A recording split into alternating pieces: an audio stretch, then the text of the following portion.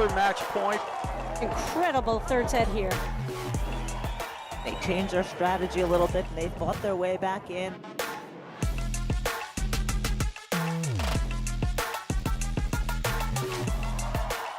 There it is, game, set, and match.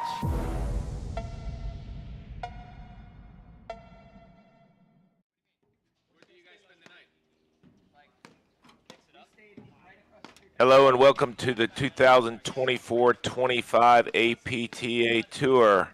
We're live from the Huntington Country Club bringing you the Long Island and Duane Hayden Invitationals with live streaming brought to you by the APTA membership and our tour presenting sponsors Volley and Corient.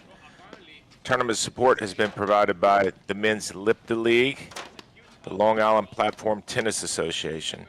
I'm Guy Moore, along with John Kilmer, bringing you the men's finals between Drew Broderick and Tomas Christian, playing against Jose Salazar and Regalado, the number 1 and 2 seeds. Welcome, John. Guy, thanks for having me. I'm excited to be calling today's match between the top 2 seeds, as you said. To note, Regalado Salazar dropped their very first set of the year, which is a crazy thing to say now that we're almost into the halfway point of the season. They dropped a set to Lucas Green and Ned Mendel. So we'll see if that's something that Broderick and Christian Duane Hayden capitalize. Long Island Open. So to introduce the players on the screen, to my at the right, net, from we have Regalado Roseland, New hitting Jersey, overhead. is Alvaro and hitting Regalado. the rollers is Jose Salazar. His partner, at the bottom of the Jose screen, we have Drew Salazar Broderick on from the ad Greenwich, side. Connecticut. And to my left is Drew Broderick from Summit, New Jersey, and his partner Thomas Christian from Verona, New Jersey.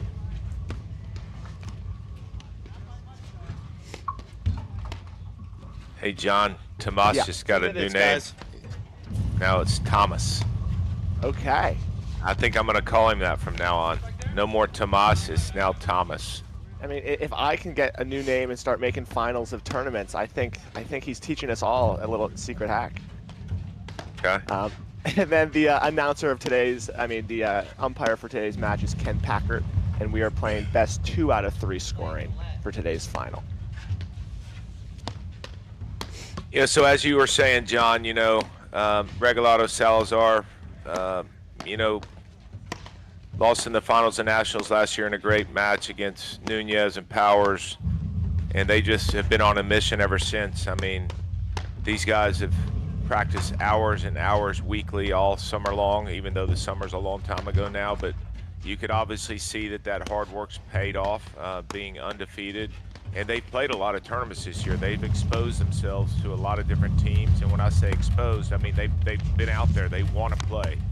And this is, in my opinion, with the depth in the game these days, to be undefeated and not have a loose match and give anything away is a lot of success early on here this year. It is, and I was in Philadelphia playing the Aronimink Open, and then I was able to be courtside for the final. And just kind of watching them warm up, and just the fluidity of their ground strokes in particular, and the way that the ball jumps off their paddle and they don't miss, it almost then makes more sense as you're watching them play matches, how they just do not give points away, because they just have every shot in the book, and they are incredibly judicious about when they pull the trigger, which just allows them to make their drives at almost at 95% hit rate, which is absurd, and it's why they are the number 1 team in the country. Yeah, and you're talking about Drew Broderick and Tomas Christian here. I mean, obviously Drew probably, and again, my opinion, probably one of the smartest guys who's ever played the game in terms of tactics and strategy and looking at the matchup and saying, this is how we win. And when I say this is how we win, just taking away what other teams do well, that's how you win, and that's how Drew's always won. And, calling Regalado Salazar, yesterday against Cotet and Taylor, I felt like, and I felt, watching Nunez and Powers, which is the last team that has actually beat Regalado Salazar, sped the match up when it mattered the most. I don't think that's the style of play that Drew Broderick and Tomas Christian are going to employ today. I think they're going to do and play the way that they play best, and that's slow it down. And if Broderick and Christian are going to win this match, we're going to be here for 3 hours. So. And this might be one of the first times, to your point, Guy, that they have been in a final this year where the weather conditions have been conducive enough to allow that to happen. I think most of the finals I've called this year, it's been 55 plus. Slowing the game down to that degree is almost impossible once you get to those temperatures. I believe it's 42 in Huntington, Long Island this morning, and as you said, because they play down in a valley, it probably feels and plays a little closer to the mid-30s. So to your point, I think the conditions are in place that if Broderick Christian feel like their best chance is to slow this down, conditions are there for them to give it a shot and see how that goes and see if they can be the first team to beat Regalado Salazar this year. Yeah, and you know, both of these teams in this tournament have been... Broderick Christian will serve. But both of them have been a little untested. I mean, they have... Even though Regalado Salazar lost that set, I mean, they won the next two, what, 1-1? So, yeah. You say test, I mean, that was the only blip they've really had this year, but, you know, Broderick is the master at watching live stream and picking teams apart and learning, and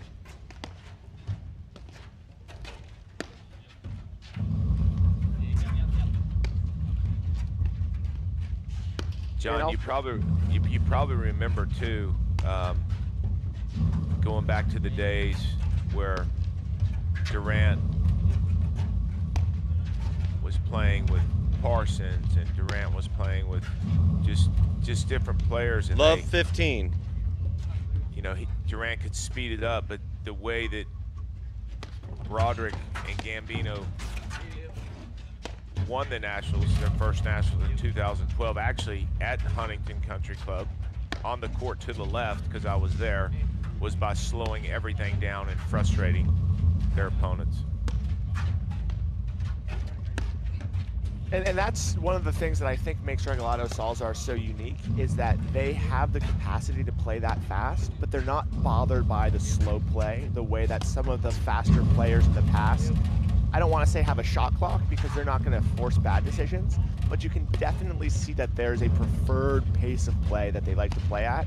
And if you can throw them off that over time, mistakes start to happen. And that is something that Drew Broderick has been phenomenally successful with. And it's something that I don't have the skills of the guys who love to play fast 15 either. So it's all. the same type of paddle that I deploy out there, right? Go out there for 3 hours, see if you can make the opponents just hate the game. And you can already see here that their go-to spot is the middle, so, which is interesting. And you can see not a ton of pace on the overheads, just deep.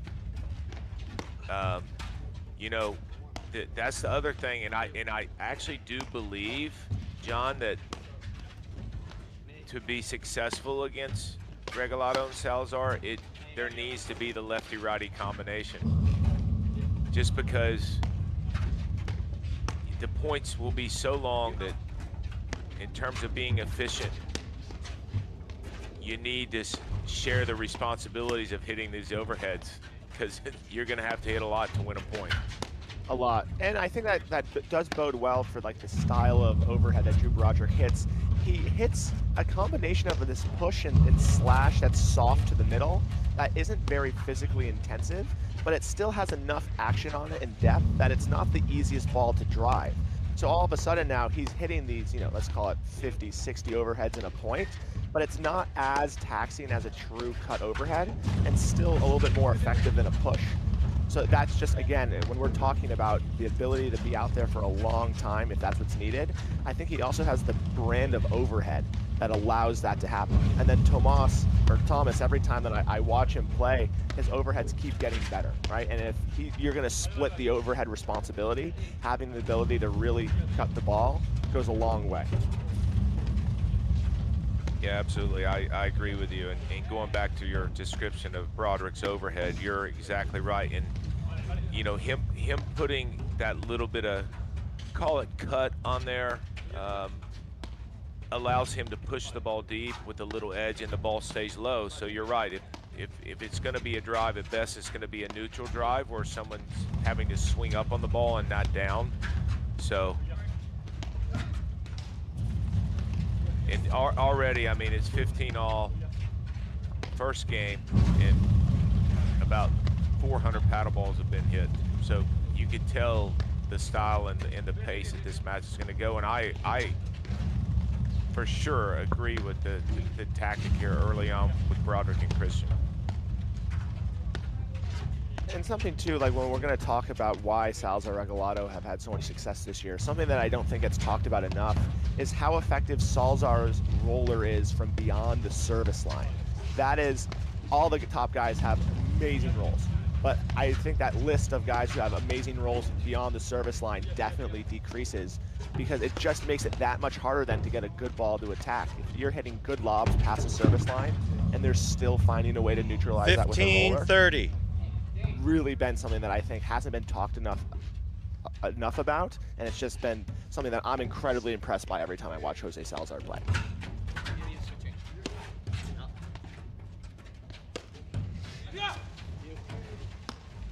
And you know, going back to what we just talked about earlier, John, you know, Regalado Salazar have the capacity to play both ways.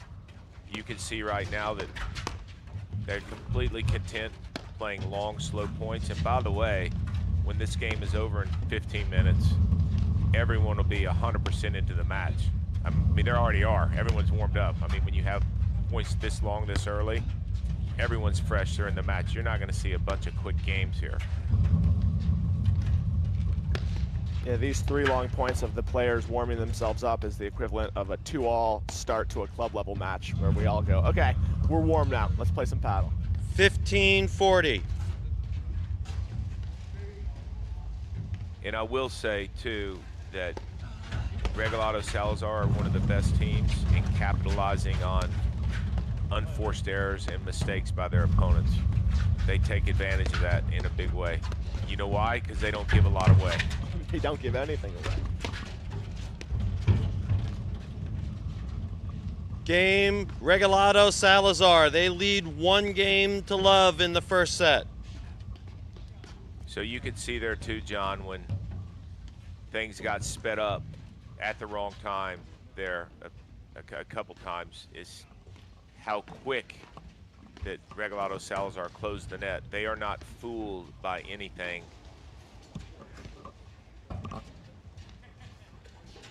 No, and to your point about their ability to capitalize on mistakes, I think they recognize that the faster that they can play, control and correctly, academically, and like in control, the better off they're going to be. So you saw there when Regalado had that chance to hit almost like this sped up version of a mini spike that forced the game to speed up, he's going to take that opportunity. So I think that is something that to watch for as this 15 love. Is when they have the opportunity to speed up the match, especially at the net in transition. I'm expecting them to make that choice every time. And doing so will give them that best chance to capitalize on mistakes, because short lobs, when you get to the finals, short lobs are the same as a mistake. And they are going to speed up and capitalize on those.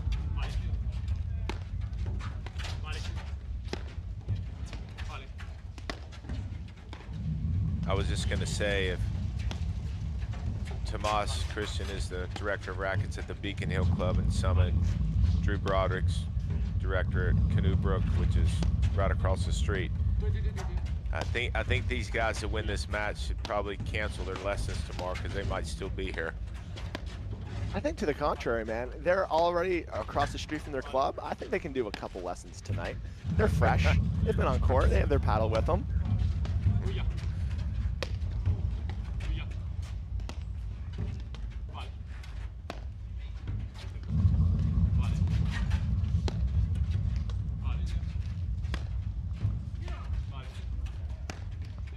And you can see both of these teams, when the points get longer, just are very content with dumping the ball to the middle.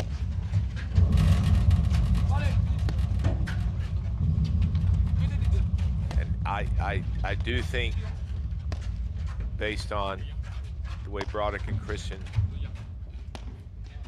play, not all matches, but in this matchup, this is the type of point it's going to take to win this match. Just 100 lobs a point. And I agree with you, but what I'm still not quite able to see in the matrix here is what do we think will happen after that 100th ball? What type of mistake do you think Broderick Christian are inducing Salazar Regalado to make? Are they hoping they overcut an overhead? Do you think they try to press on like an FYM after 100? What do we think is their hypothesis for what changes after 100 shots? I just think that Regalado Salazar have been so successful this entire season because they make other teams press. Well, it's about time that they are the ones that press. So 30 love. And that's just the frustrating part, is after a long point like that, getting engaged. I mean, that type of matchup is not going to favor Tomas and Drew Broderick. No, and I think though that point there too is just part of what, and I keep saying it, but what makes Regalado Salazar so interesting to me is that they played that point incredibly, let's say, boring paddle, to be 30-15. And then the one chance they get to speed it up, Salazar kind of hits Tomas with a quick little flick mini volley, which is something that a lot of those slower paced teams would have just hit a neutralizing volley and reset the point. So it's interesting to me how patient they are for the vast majority of the point, and then the second that there's an opportunity to speed it up, they take it. It's just a really nice juxtaposition that you don't see too often. Yeah, you're right. I mean, they take advantage of the opportunities, and it could be 100 balls into the point, it could be 50, it could be 5, it doesn't matter. They're always ready to take advantage like that. You see how quick he closes there? Yeah.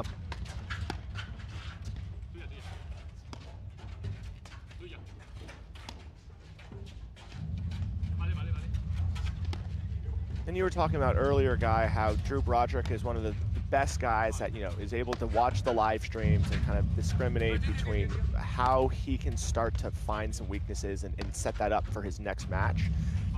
What do you think other kind of up-and-coming paddle players are starting to take away from watching Regalado Salazar? Do you think we're going to start to see, from guys that have high-level tennis backgrounds, more of a willingness to flip to forehand volleys? Or do we think that is something that these two guys do phenomenally well, but maybe isn't going to catch the critical mass the same way that, you know, the classic Drew Broderick stay behind that backhand at all times has kind of been?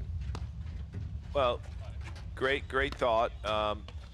I say the farther you are off the net, the more forehand volleys you're going to hit. And Regalado Salazar, as you can see, play side by side at the net, which is unconventional. I mean, they also close the net very well, but the farther off the net you play, the more forehand volleys you're going to hit. 30-40. I will tell you this though, I like what I'm seeing from especially Broderick's side of the court. You see where he's driving, right in the middle. Right in the middle. So there is a little bit of confusion again, right in the middle there. Smart play, recovering back to the baseline. So going back to what you said, John, I mean, I do believe with the depth in the game on the men's and women's side, and you have all these outstanding tennis players who are learning the game within a year, if not shorter than that. I mean, they've just bought into how to play, combining the new and old style. But they're to be frank, their forehand volleys are just pretty darn good. They are pretty darn good.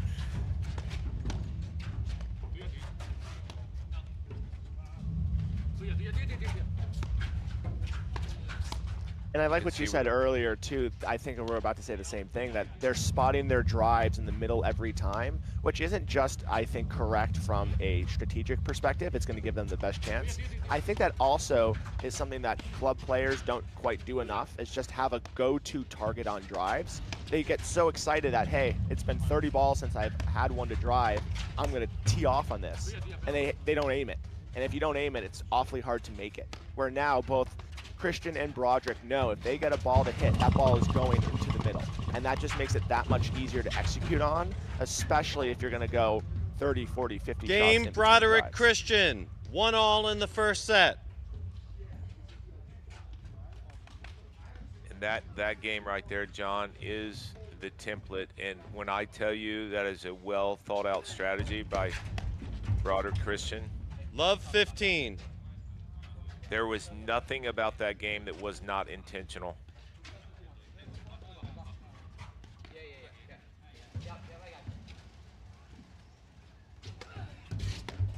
And in that game, I don't think Regalado Salazar made an overhead error. They made a couple volley errors. So I think to that point earlier, like their job from Broderick and Christian is to play slow, hit good lobs that set up drives, and then just attack the middle, make them make decisions and communicate on who's going to make that volley, and see if that can maybe be the source. Because I don't think they're going to be able to find a way to make Regalado Salazar press with their overheads. But if you hit your drives well enough and frequent enough in the right moments, I think you can still get a couple volley mistakes. Yeah, you know, John, in watch, you just saw a glimpse of what Broderick does so well with that forehand lefty on that ad side. If you hit a loose ball, and he's very good at playing it off one wire and hitting kind of a slash tomahawk overhead, he will make you pay for that in a very important time in the match. So if they're going to hit that ball to the side screen, they better get it there.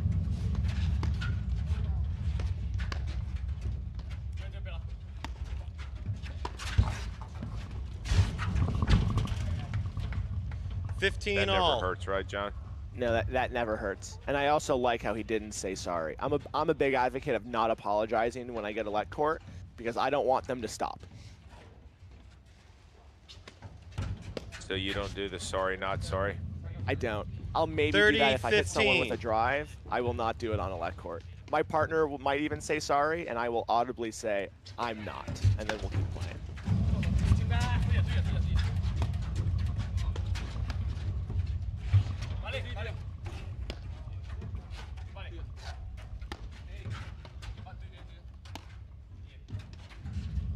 And again, here you see all the lobs really to the middle of the court. And Regalado Salazar, you know, they are content just to hit these push overheads. You see how they're all really beyond the service line, dying into the back screen if they go.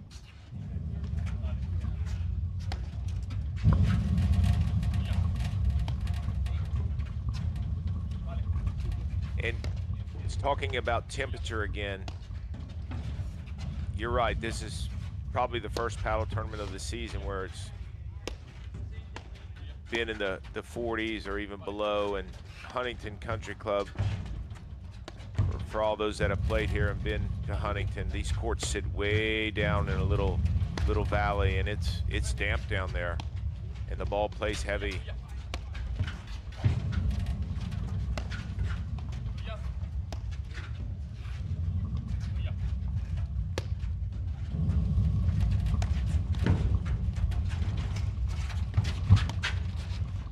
Tomas Christian does not want to get involved in that. No, he did a really good job of bailing almost before he hit the ball, just to not get involved in that. That's like Christian going and punching someone in the stomach that's like 6'5" and then running the other way. It's like fighting a prime Mike Tyson. No one wants any part of that. Exactly. Yeah. As you're running 100 miles away from the guy, said, "You hear what I said?"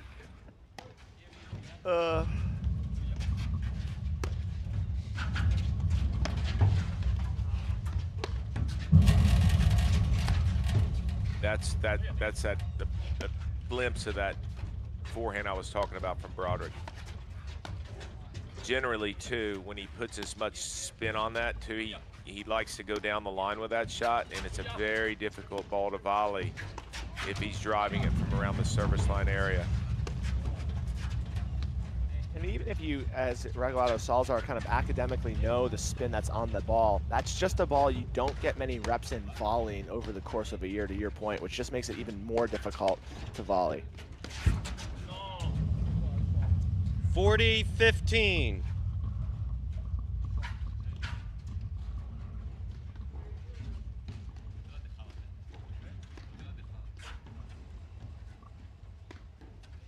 why, John, you never did a volley drill where you fed balls into the side wire at 2 miles an hour instead of hit a tomahawk at me? I need to work on that volley.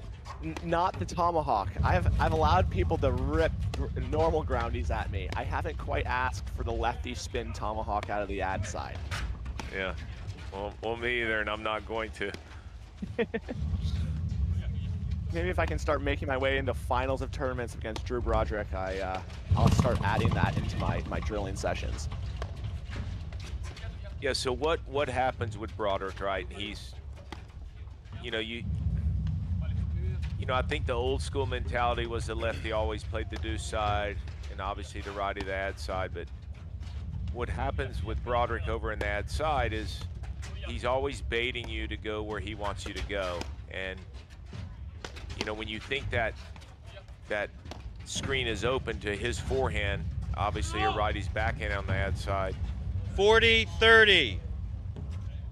All of a sudden he's looking for it because he was setting you up for that pattern. He was, and his backhand in the middle is incredibly solid.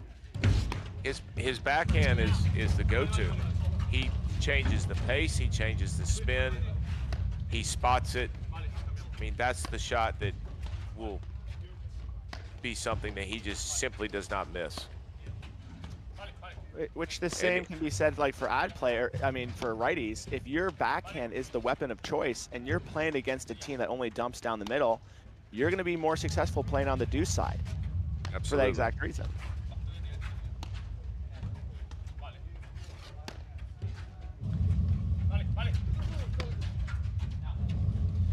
Game Broderick Christian. They lead 2-1 in the first set. So, John, question for you.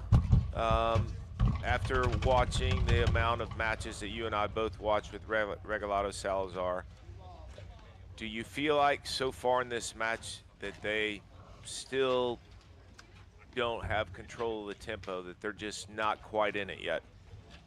I would say the tempo's okay. There seems to be more miscommunication than normal on overheads in the middle. So I think that will be something as this match continues. I'm very interested to see what adjustment gets made. Are they going to make a quote-unquote team captain who they make the call every time and it kind of goes from there?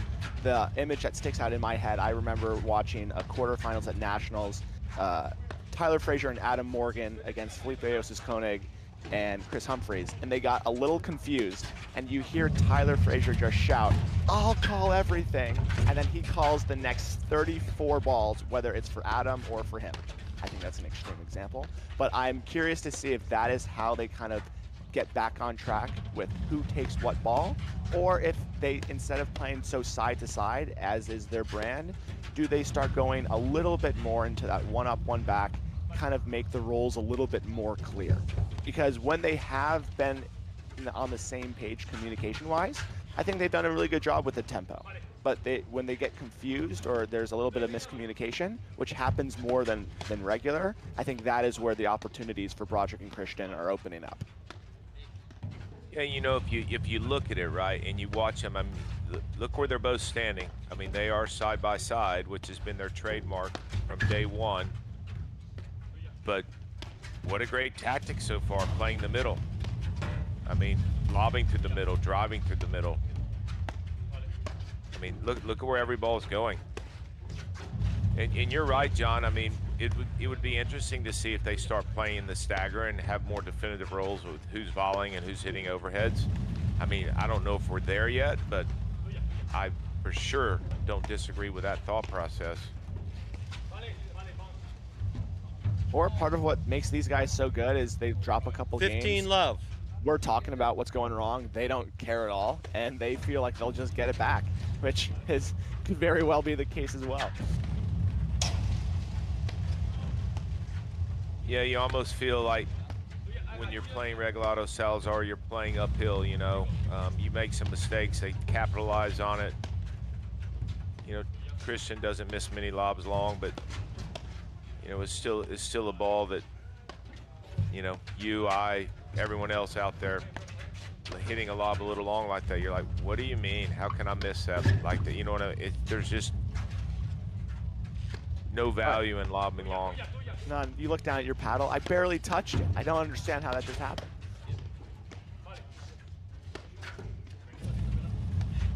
Yeah, and you know, Regalado, Salazar, and Christian Broderick, kind of very similar teams, to be honest with you. They aren't hitting a bunch of cutters. They aren't hitting a bunch of slashes. Both very, very efficient. And this is, right now, John, this is just a very old school paddle match in a great way.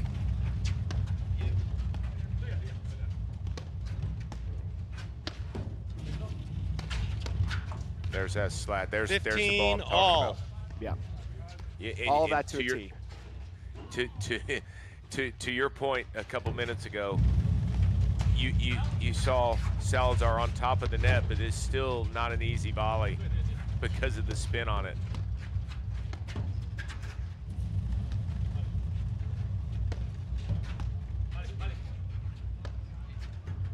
The other thing about Broderick with that shot, John, is you will never see him force that. He will wait never. 200 balls before he gets that shot, but at 201, he's ready to do exactly what he just did. And that's kind of a unique thing about, now that I'm just kind of thinking about it in real time, a unique part about a tomahawk style overhead. It's kind of hard to force that unless you are running around like a crazy person. It's either there and you're able to swing and attack it from over your head, or it's not. I don't think you're going to ever see Drew Broderick, or anyone for that matter, get down on one knee to force a tomahawk overhead. So it kind of lends itself to good decision making. So if we did see Broderick get down on one knee, what would we call that overhead? I would just be losing my mind. So I think whatever excited John says at the moment is what we're going to go with. But that would be the shot of the tournament for sure. Yeah. Well, when we see, you better have a name for it. I'll tell you that much, Johnny. You got it. Maybe I'll call it the proposal.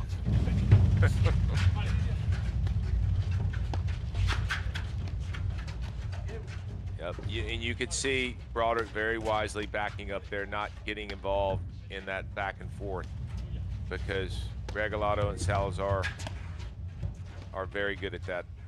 And even though Broderick and Christian both have phenomenal hands, Regalado, Salazar, that's right in their wheelhouse to play that way.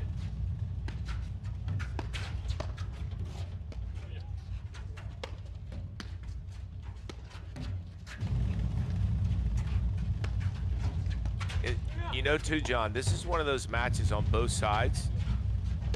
It could be 4-all in this set, or it could be 5-2 for either team, and both teams will feel like, God, I'm in every single game, you know, because they are, right? Because all the points are so long. And then it just comes down to each of those teams understanding, are we losing points because we mis-executed, or are we executing to the best of our ability and we're just, the breaks aren't going our way, or we're missing, right? And I think that will be, if they do decide either of these guys to slightly deviate, it would only be because they are executing at a 100% level and somehow the points just aren't going their way. But until that happens, I expect to see this exact game style, to your point, whether it's 5-1, whether it's 6-all in a 5-all tiebreaker. Well, I would also say this, that, again, you see how he's just sitting on that forehand. I would say this as well, that if the match continues like 30-15. one team is going to speed it up to try to change the tempo. They're both not going to keep playing this slow.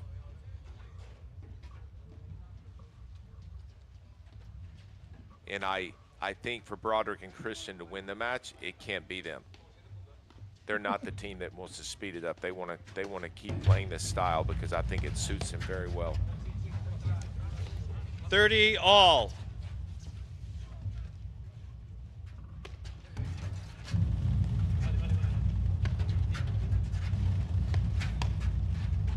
Smart play by Christian not to drive that ball off the screen.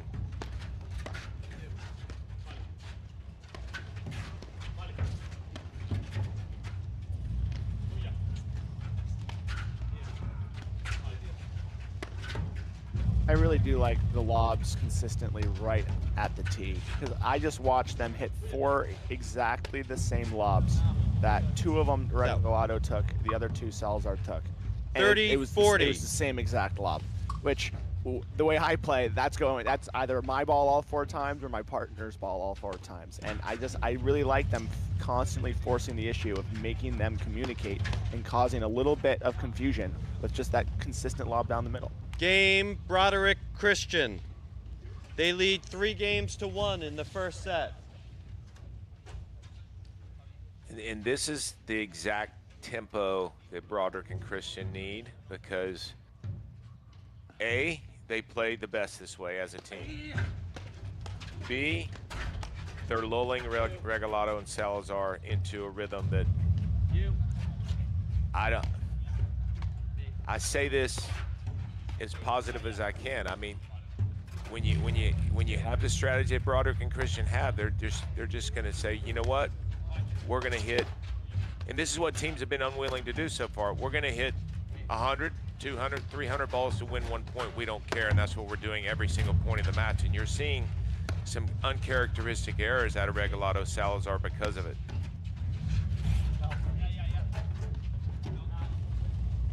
Like that. 15 love. And Broderick Christian are doing a good enough job too of speeding it up, let's call it once a game, just enough to provide a different look and to prove, hey, we can do this, we can play at this speed if we have to. Now, they are not doing it consistently over the course of these games, because both of us are seeing this tempo is working really well. But in that point just before, Drew did a great job of really attacking 3 or 4 short lobs with aggressive overheads to different spots, which kind of forced that lob error and just gave them a slightly different look, so that when they go back to that, let's call it drip method of just consistently dumping those 4 push overheads down the middle, it just gives enough of a variety to make it effective over the long call.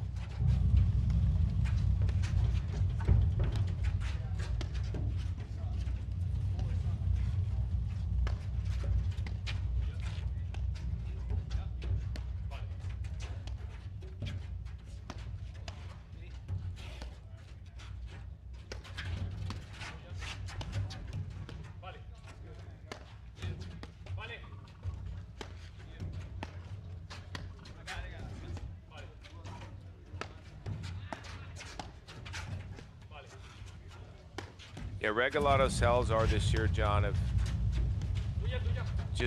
they've done an amazing job of just letting teams beat themselves. You know, they just refuse to let them be the ones that lose a match. They allow their opponents to lose a match. 15 all. Which on paper sounds like a very easy strategy. In practice, it is incredibly difficult. I watched them play Eric West and Tyler Frazier in the semis of Chicago, and Eric was just carving the ball, and Salazar and Regalado were making insane dig after insane dig, and then they'd get one that was maybe just 30% less nasty than the first 7. They'd hit a good drive and win the point. And to your point, that's just an incredibly difficult feeling as an opponent to be hitting your very best shots, hit one a little worse, and then lose the point. Well, and I called that match in Chicago, and that first set was every bit of 2 hours long. Yeah. And you're right, Eric West was, I mean, his overhead is insane. It's so good, but it just wears you out. And when I say wears you out, I mean it's very taxing to swing that big at every single ball. 30-15. Salazar and Regalado are very, very good at defending. I think it gives them energy too. It almost invigorates them to keep grinding, playing that speed that works so well for them. And it almost looks like too that the speed that Broderick Christian are playing at is kind of sucking the air out of the room for what they typically like to do. Well, I'll say it as plain as I could say it. You ready, John? Let's hear it. Broderick and Christian are not pressing, and that's where Regalado, Salazar live. I mean, they make teams press. Broderick and Christian are refusing to press. And that is, as I say that, right? all. That's his shot. But I think too, like that's a good moment for us to just kind of define what pressing is. I think a lot of times maybe club players who are listening to this hear us go, well, they don't press. That means all I should ever do is lob. It's not exactly what we're saying. We're saying if the ball is there for you to drive and you have a high percentage target, go for it. That's great. But it doesn't mean forcing things that aren't there. So by all means, you can still drive and not press. It just means playing to your strategy and hitting a high percentage shot that's in front of you. And 40, that's 30. a high percentage shot there that Drew Broderick hit. Open stance cutter to get him to 40-30, 3-1 in the first set. Absolutely. And Broderick will always choose the right time to hit that. And going back to your thoughts about pressing, you know, I think the easiest way to define that is when you press, you're trying to win the point with one shot, which we know is not the right way to play the game, except if you're going to hit cutter overheads like Broderick just did.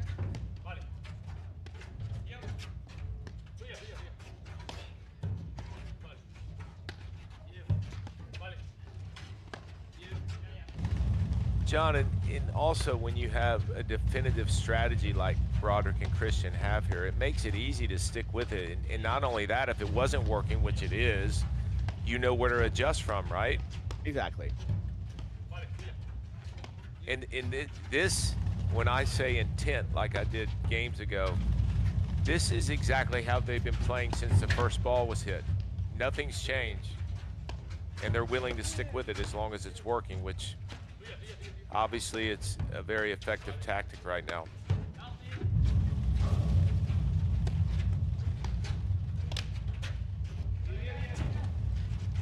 And I like how you said it, when you have a plan, it's a lot easier to just stick to the execution, right? It's very binary now for both Broderick and Christian every time they're making a decision. Either for Drew, is this a short ball in the middle, I can drive with my backhand in the middle? No, lob. Or is it a tomahawk lefty forehand that I can hit down the line? If the answer is no to that, I'm going to lob. And all of a sudden now, you're looking through lens in a very binary way that just makes it very easy to stick to and execute what you're looking to do. Johnny, you got some big words today, man, like binary and hypothesis. I mean, this is good stuff. Listen, I remember when I learned this game by listening to Brad Easterbrook, and whenever he'd start saying like they're being really judicious with their decision making, I'm like, I gotta start working in these type of words into the live stream when I do. Let's just hold up here. Now let's not get Brad all jumpy on a Sunday morning. Us talking about him.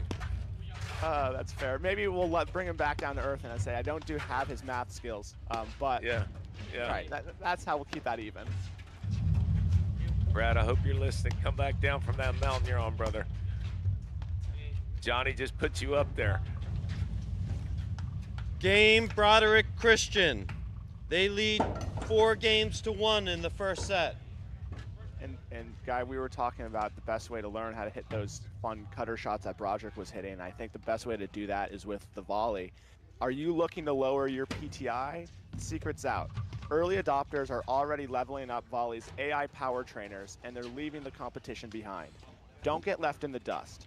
Download Volley now at www.getvolley.com or search Volley Racket in the App Store.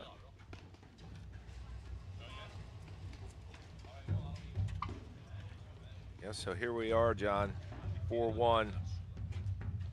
And definitive game plan by Broderick Christian. And I still feel like what Broderick and Christian have done to Regalado Salazar is take away what they do best. They're making them play in a just a different, win or lose this match. I mean, I like the template here, which is, you know, those good lobs to the service line. Again, you don't see that Love this 15. much, right? No. And going back to a short definition of pressing, 15 all. I mean, there's no reason for him to hit that overhead even close to that doubles line, you know what I No, mean? not even close. There's no value in that.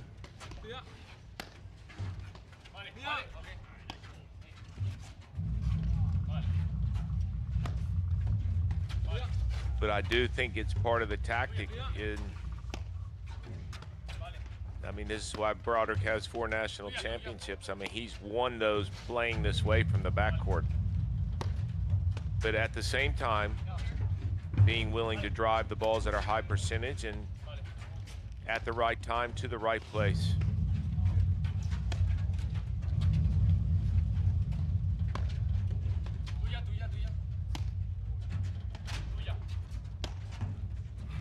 And if this template ends up working out and they win the match, obviously we're still a very long way from that one way or the other. But it will then be interesting to see how many of the other teams are willing to adopt this approach. Because this is one that, even if it works, easy to say, hey, we're going to play for 4 hours today. It's a lot harder to be willing to adhere to that, especially if you feel like you have the cuts and the spins and the dynamic way of play that you think that you can beat anybody. 15, so it'll be really 30. interesting to see if Broderick Christian win this today, how that impacts how other teams moving forward play against Regalado Salazar. 15-40. Well, you can bet that most of the teams will be watching. Game Broderick Christian. They lead 5-1 in the first set. Everyone will pay attention to a match like this. And the interesting thing about it is, it's very clear to see love. what their strategy is.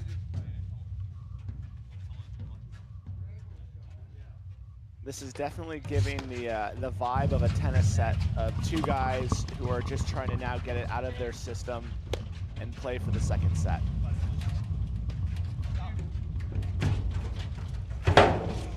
Wow, That's what a a really shot. nice. I Wow. think 30 Christian love. must be teaching a little bit more pickleball over there in New Jersey. That was a phenomenal shot. That was just sickness from Christian. We can never call him Thomas again after that. It's all Tomas now after that shot.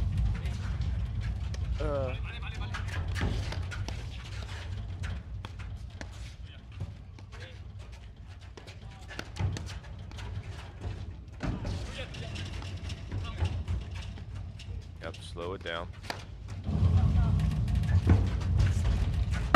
Wow.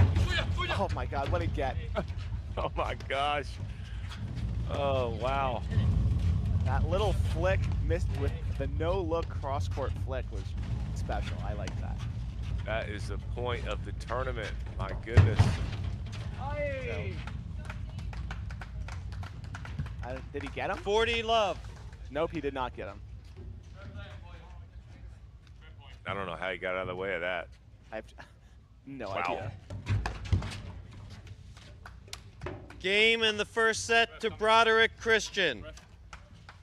Well, John, I mean, that's an amazing first set, very decisive. We'll be right back in just a moment after these messages right here on the APTA YouTube channel presented by ProFlight.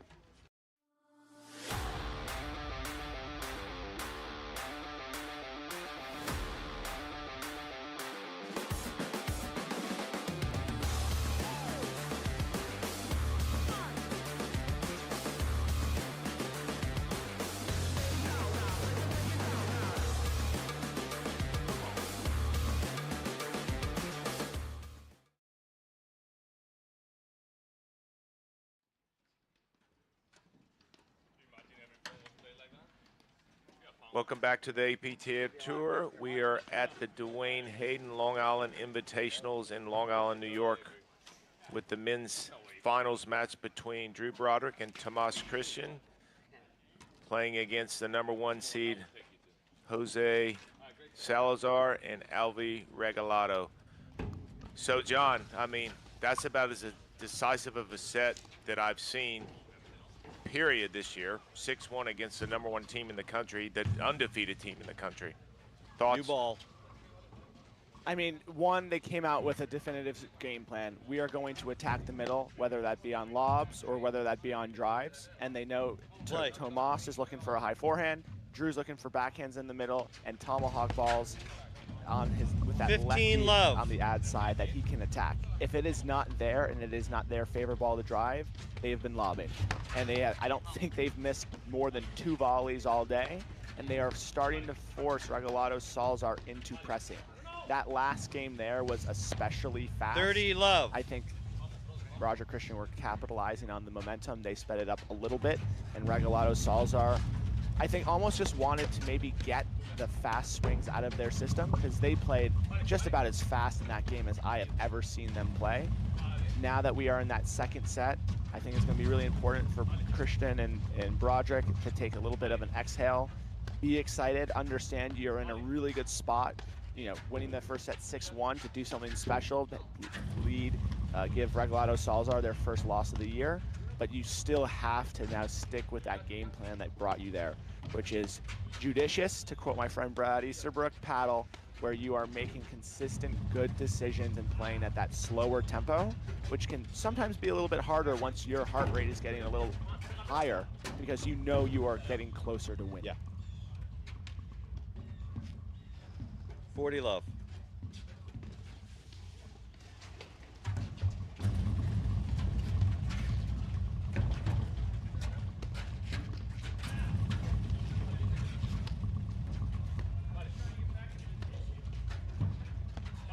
And even if Christian and Broderick lose this game, they still need to establish kind of that same tempo they had for the whole first set. Absolutely, and I think this point right here isn't super important whether they win or lose. I think the way they play this one's really important. If they can go back to that slower point, I think that even if they lose it, then it just reaffirms to Regalado Salazar that they have a tall task in front of them. If they continue to play fast, I think that gives Regalado Salazar a little bit more hope than you'd want to give them. But I like how they are slowing it down again after a fairly quick first 3 points.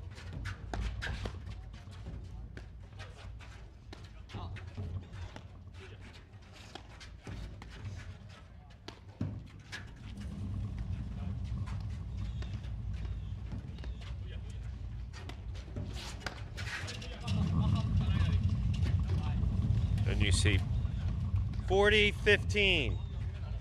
what happened with that ball there. It looked like Salazar or Regalado, I can't remember who hit it, just pushed that volley a little wide.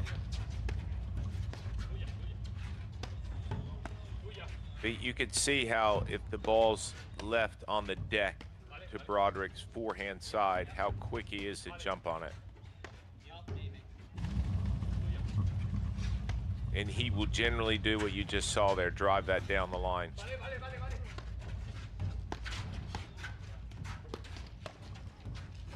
I think that's also an interesting note for, and we talked about it earlier today, but for club players, and that Drew Broderick might be standing in the middle, but he's almost like a baseball hitter who's in a 3-0 count.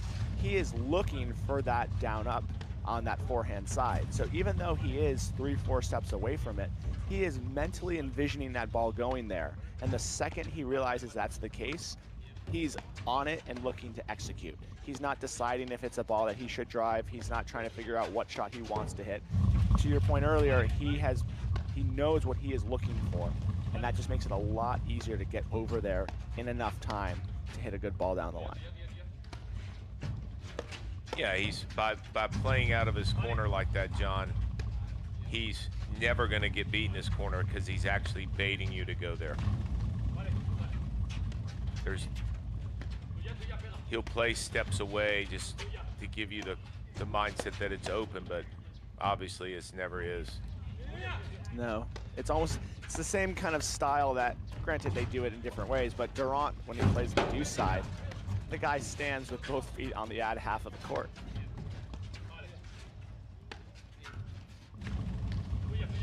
That's because he could reach his side screen on the Deuce side with his pinky. I know, it's a pretty nice skill. And then he can hit the living hell out of the forehand. It's a pretty nice 1-2 punch there. Yeah, you don't want to get hit with that one. No, he does the fake sorry.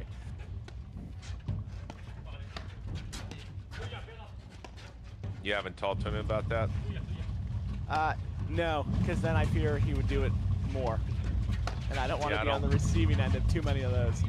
Yeah, I don't think you should want to have that conversation with Durant, Johnny.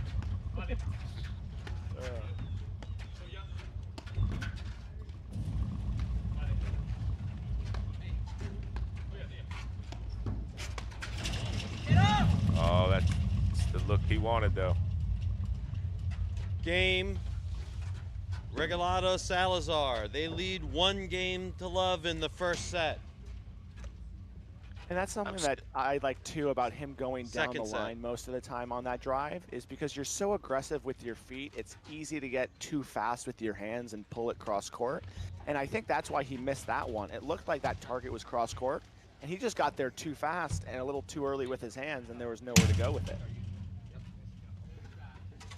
Yeah, and the other thing, too, about going down the line, you really can't get beat behind you when you're hitting the ball at that speed. There's no angle. So when you're moving up the side screen, the ball just can't go behind you. And to be honest, I mean, the next ball goes cross court, and you're creating the pattern where the movement's there from the net team.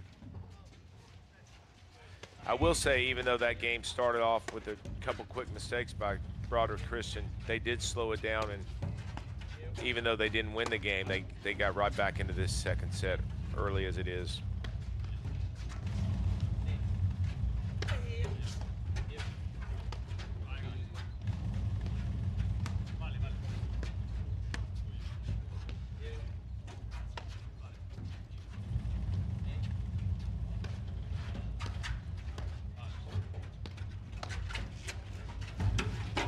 That's a really nice step there from Drew Broderick. 15 really love. Nice cross.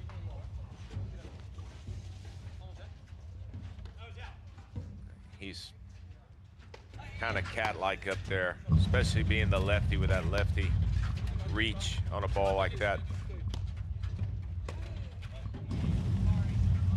15 all. And you didn't see Christian do much of that in the first set at all. He'll reel that in. He will. Although I do like how, even though he missed, that went right over the middle of the net tape. That's still the exact target that worked really well for them that whole first set. Just misexecuted. And that's something that I think every paddle player is different. I'm sure there's 50% of paddle players would rather make a mental mistake rather than a physical mistake. But I think for these guys, what they pride themselves in is making good decisions. And if you misexecute once in a while, that's fine, but the decision was correct. And you saw Christian just walk off the court there, right? He was like, if you're going to hit it at me, you got to hit the ball out of bounds. And going back to what we said early on, John, is 40-15. The lefty-righty combination in any matchup's great because you have such an advantage, but I do feel like with Broderick's spin and whatnot, that, you know, those free points that he could win based on the spin into that Deuce side, just like we saw 2 points ago, very, very valuable.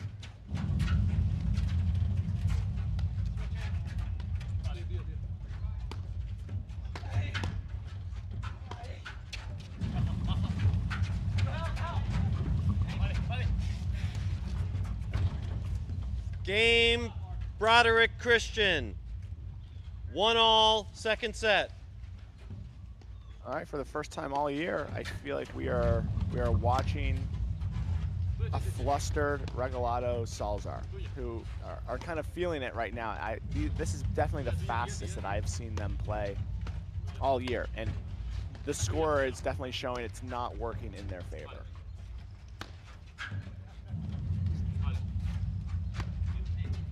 Yeah, and the tempo that Broderick and Christian are playing is saying, hey, you're going to play. And I was thinking about this match before we went on.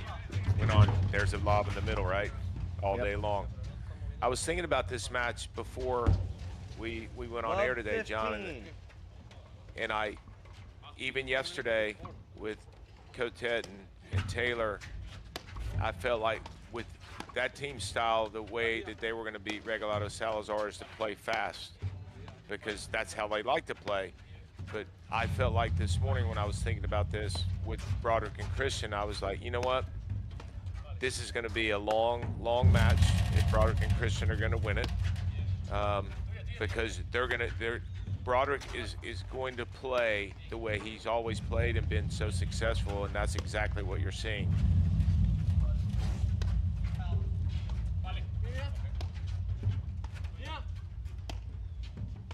But you know, think about from an instructional standpoint, right? When have you ever said to somebody, hey, lob every single ball down the middle of the court? I mean, not often, right? Now, I will say I am guilty of giving that advice a lot before mixed doubles tournaments, because that is that's the divorce ball. But to your point, in league matches, typically that is not our go-to piece of advice. There's that tomahawk.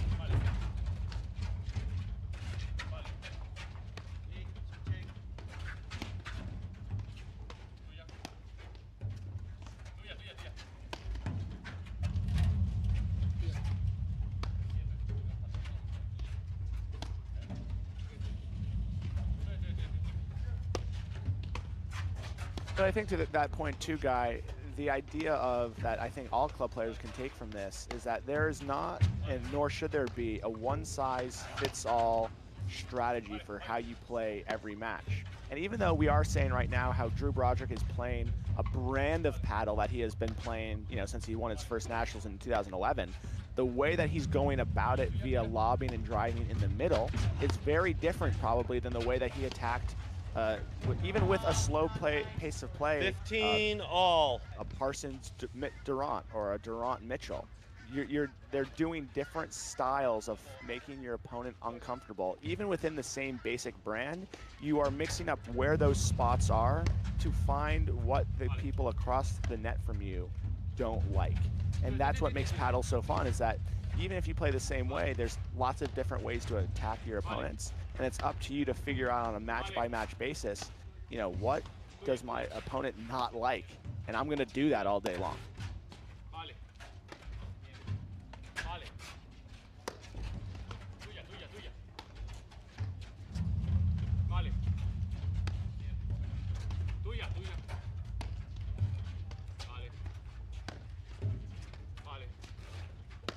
John, you understand all that Spanish going on out there, right?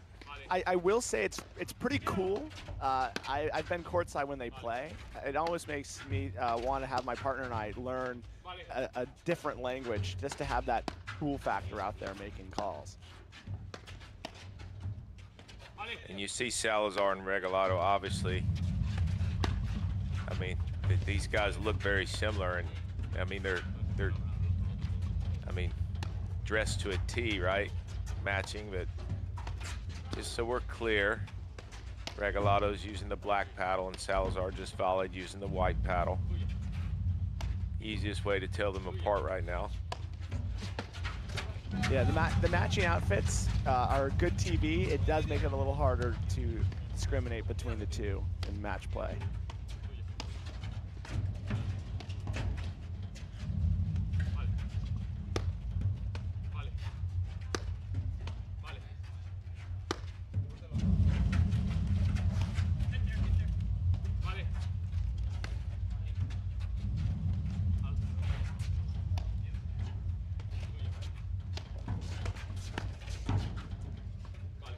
Good lead by Christian.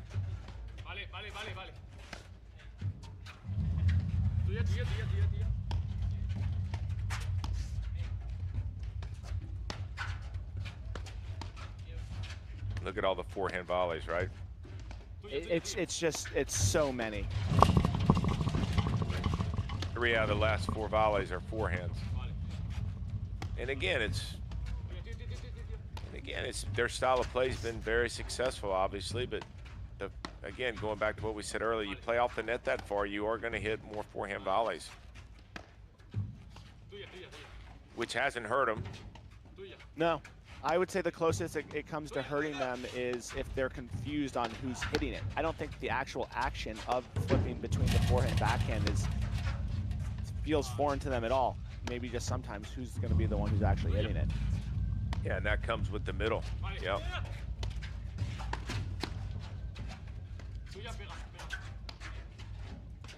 Like, there's a good example right there, John. If Regalado was on top of the net, that would have never been a forehand volley. But because he's back on the service line, it's going to be. There it is again. Same thing. Most players would be with their right foot one board into the doubles alley on that same play, but he's way off the singles line. And it's just something that I'm trying to think about in real time too. Do you think that could be why we don't see as many, let's say, slash overheads out of Regalado Salazar? Because they don't quite have the room on a follow through to really cut through the ball without hitting their partner in the back of the head. You need space to do that. And it doesn't look like when they're hitting overheads, there's all that much space between the two of them. No, there's no doubt about it. I mean, you know, and that's why this tactic is so good from Broderick and Christian, is the more you play side by side with your partner, the more confusion there's going to be. And you're right, you can't swing big. You can't swing big when you're looking at your partner's head to your right or left.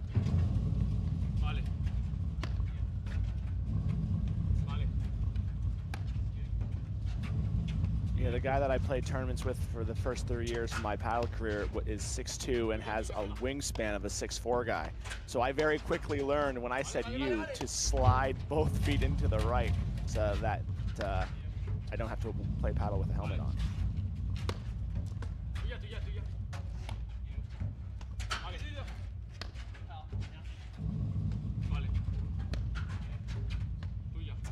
Yeah, and back to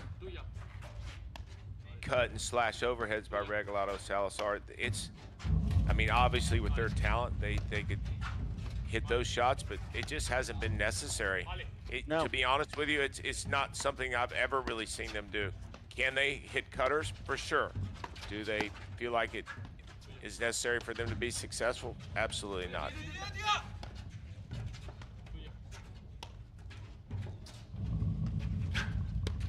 I actually think the most I have ever seen Regalado cut was against Fraser West, and it almost felt like he was seeing Eric and Tyler do it so well. He wanted to join in on it a little bit. But outside of that, to your point, just I haven't felt as if it's necessary.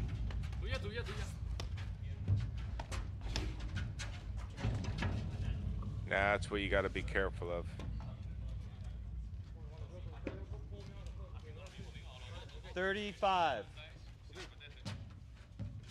Now, guys, speaking of matching outfits, I heard, now this could be totally false, so please feel free to correct me if I'm wrong, that when you played with Drew, for warm-ups, you guys were pretty good about having matching sweatshirts. 45.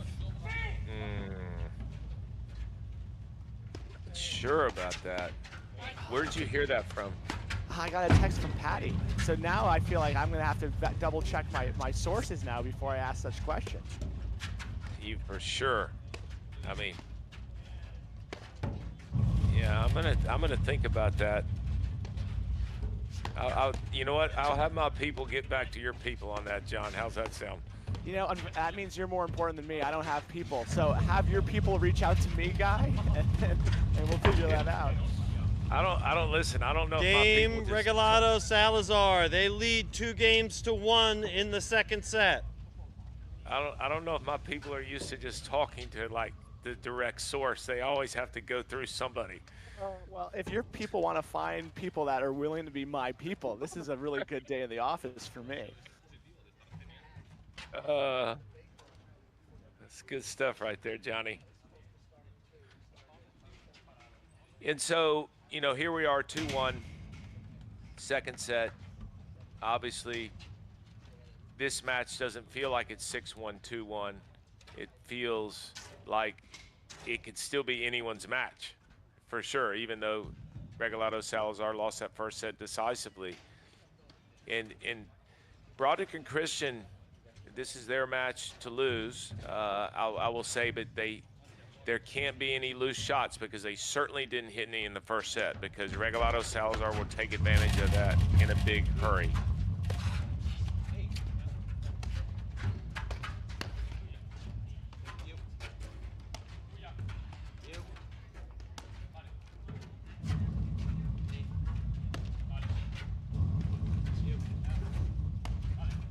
And with every game that they win from here on out, I think they'll just be a touch more relaxed and less likely to press. And if you're Broderick Christian, you don't want to let that happen. So obviously these guys want to win every point that they play. But wow, it's a really nice ball there from Broderick. 2 for 2. 2 for 2, and that one was nasty. I think that bounced 4 times before Regalado was able to get his paddle over there. That hit the gate and came back on their side of the court. Yeah, that probably felt good at contact there. Oh, I thought he was going to do another one. No, he'll be selective. He won't. And you saw Tomas there hit a weak overhead and just neutralize it by staying back. Didn't try to come back into the net and hit a volley on the service line. Very smart play. Not giving anything up.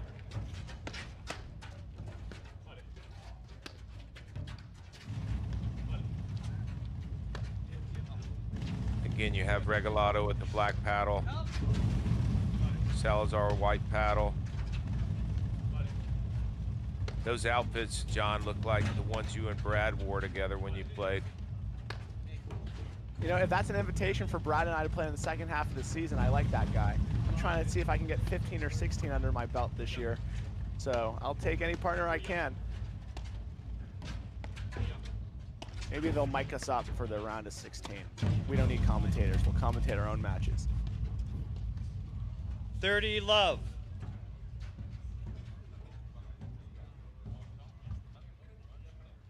I think, John, I'm still thinking about Patty's question that it's just, I just don't think Drew and I ever had matching sweatshirts. I just can't think of a moment. Now there is a chance, and this is something that I'm guilty of with the guys I play with, that, as you know, the tournament favors for almost all these tournaments are always sweatshirts. You end up packing the same 3 without discussing it, and then you look to your 30, left during 15. warm-ups, and you're like, Kim, are we wearing the same sweatshirt right now? So there's a chance it's from that too. Listen, if that ever happened, we'd have to play shirts and skins. I think the only person I've ever seen play shirts and skins on a paddle court is Andrew Wrong.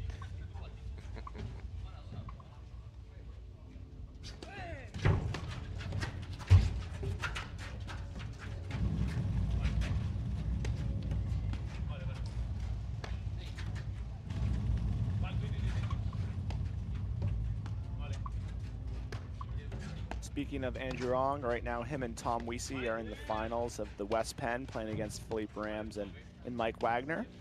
Good turnout in Pittsburgh this weekend. And then and as we're seeing right now is a great turnout for the Long Island Duane Hayden. What was it, Guy? 52 teams, I believe?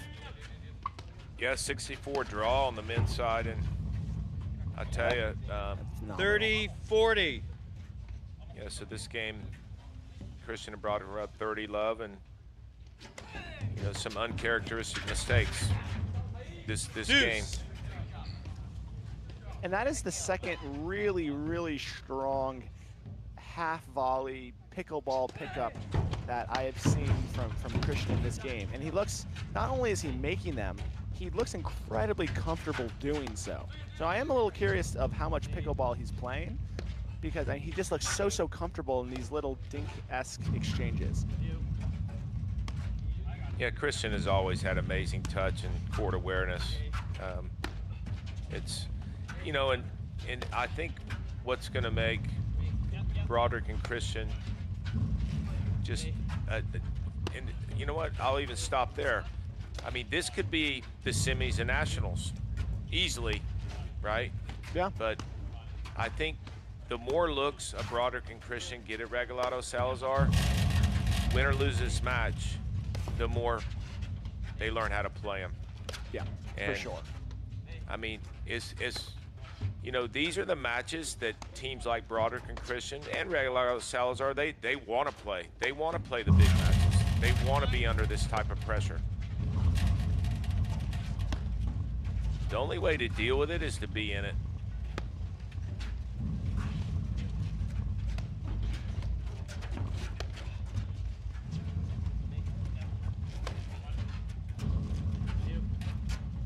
And that's definitely something that all 4 of these guys subscribe to. They do not need to be playing every single weekend on the APTA tour the way that they are. They could definitely get away with 2 a month.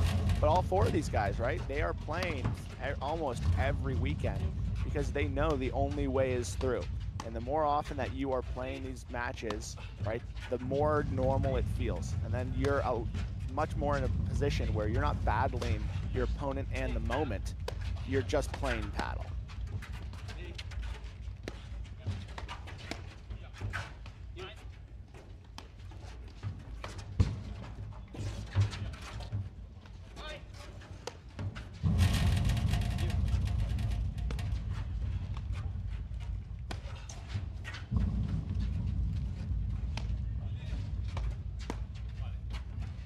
You're seeing too,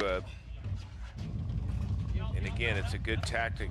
You know, you have Broderick hitting most of the overheads, but he takes a little break and lets Tomas hit some of those. I don't want to say lets him hit it, but when the point goes that way, they're fine as a team letting Tomas hit 4 or 5 overheads and then back to that scheme where Broderick is hitting most of those balls to the middle. Advantage, Regalado, Salazar.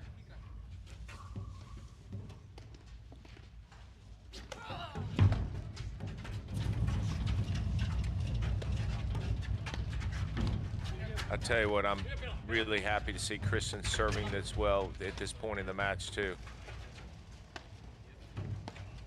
It seems to be that he's almost found that exhaling on that serve gives him just that little extra bit of spin and confidence. So to that point, I feel like every time it's been an important point, you hear him just put a little extra on that serve, and it's been working really well for him today.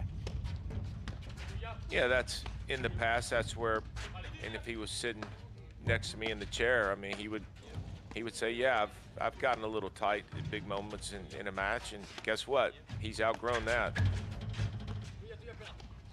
How's he outgrown a guy? He keeps playing the big ones like you were talking about. The more you're in it, that's how you get used to it. Well, you know what? You come to a point when you're playing, you said, you know what, I've worked hard to be here. I'm happy to be here, not I don't want to fault. You know, that doesn't even cross somebody's mind anymore. It's like, you know what, bring it.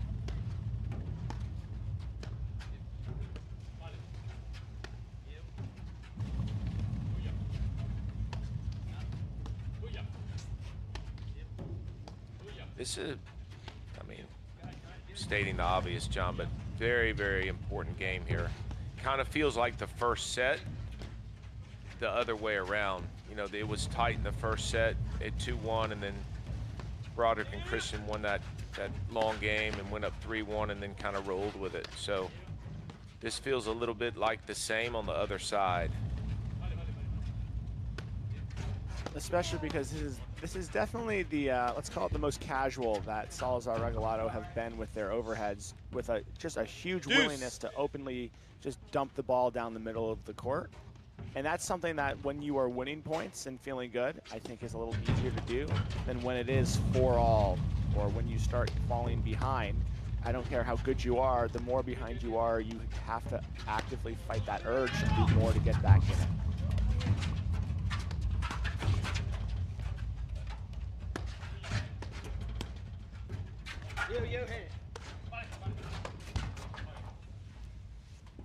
You know, the other Advantage, thing, John, Broderick, Christian. that Broderick and Christian absolutely have not done, they have not got sucked into that back and forth cat and mouse cute game. You know what? They if they're engaged, they back up and go back to neutral very quickly. Because those types of quick points by Regalado and Salazar do not favor their opponents. No, I think the only one that we saw was when Broderick Christian were up 40-love 5-1 in the first set, which if you're gonna try it, it's a pretty good time to give it a shot. You know what, John? I would say you are not wrong with that assessment. Now we just need to start getting ourselves more 5-1 leads so we can try some fun stuff. Exactly.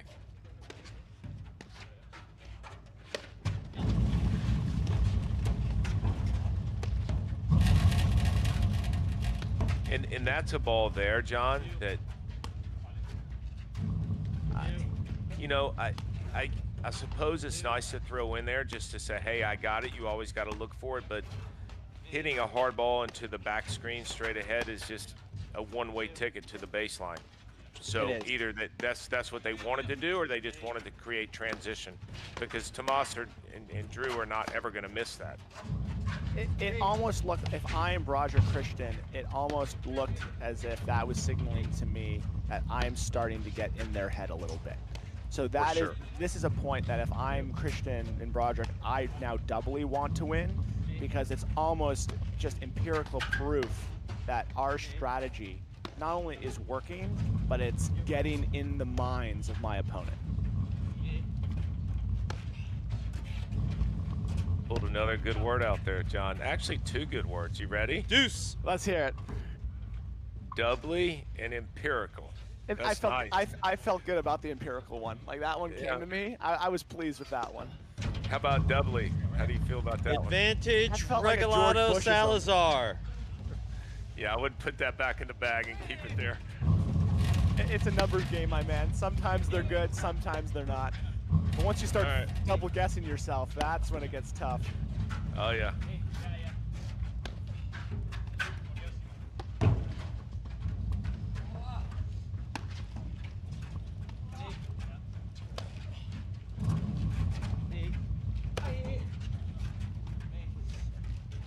Clearly, we can see how important this game is to both teams.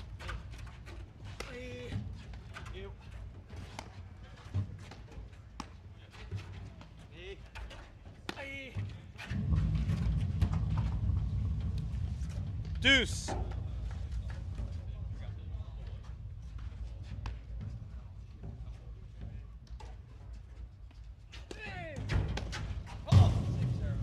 Advantage, Broderick Christian.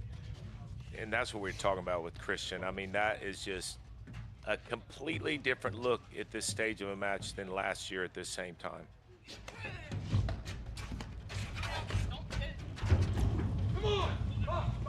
Wow.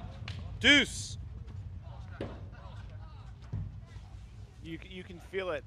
This is definitely more than just a game right now at 2-1.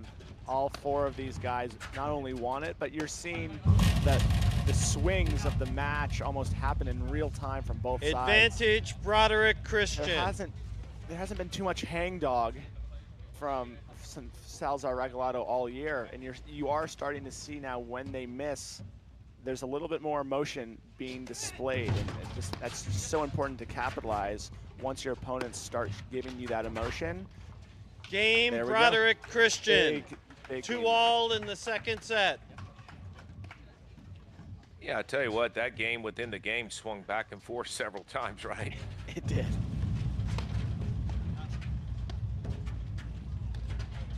This is where Broderick and Christian need to double down and just say, hey, we played probably the biggest game of the match from both sides. I mean, I know Regalado and Salazar thought that was a big game, so did Broderick Christian, but I mean, capitalizing on that is very important here.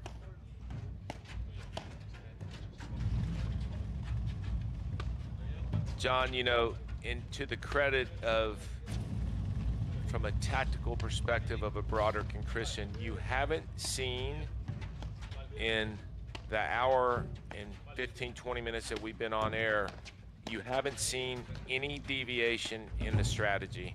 You haven't seen them get bored with it. You haven't seen them change it. And that's where, you know, they could potentially just wear Regalado and Salazar out, because they are willing to stick with it.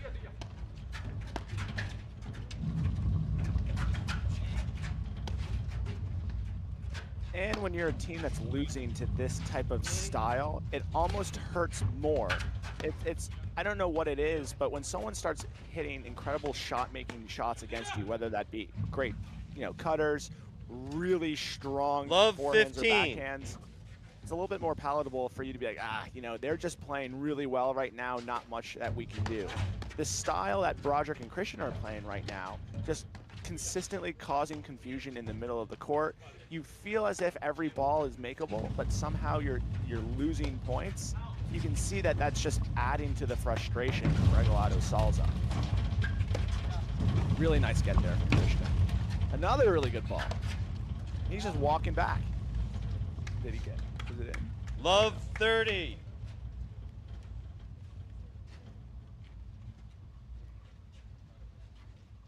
So what do you think Regalado Salazar do here, John? Speed it up, slow it down. What I really think is, and I don't know who the team quote-unquote captain is, but whoever it is needs to step up and say, I'm going to start calling more of the balls. We are not going to get confused from here on out on one more ball in the middle. We might lose this match today, but we will not get confused and beat ourselves on one more point.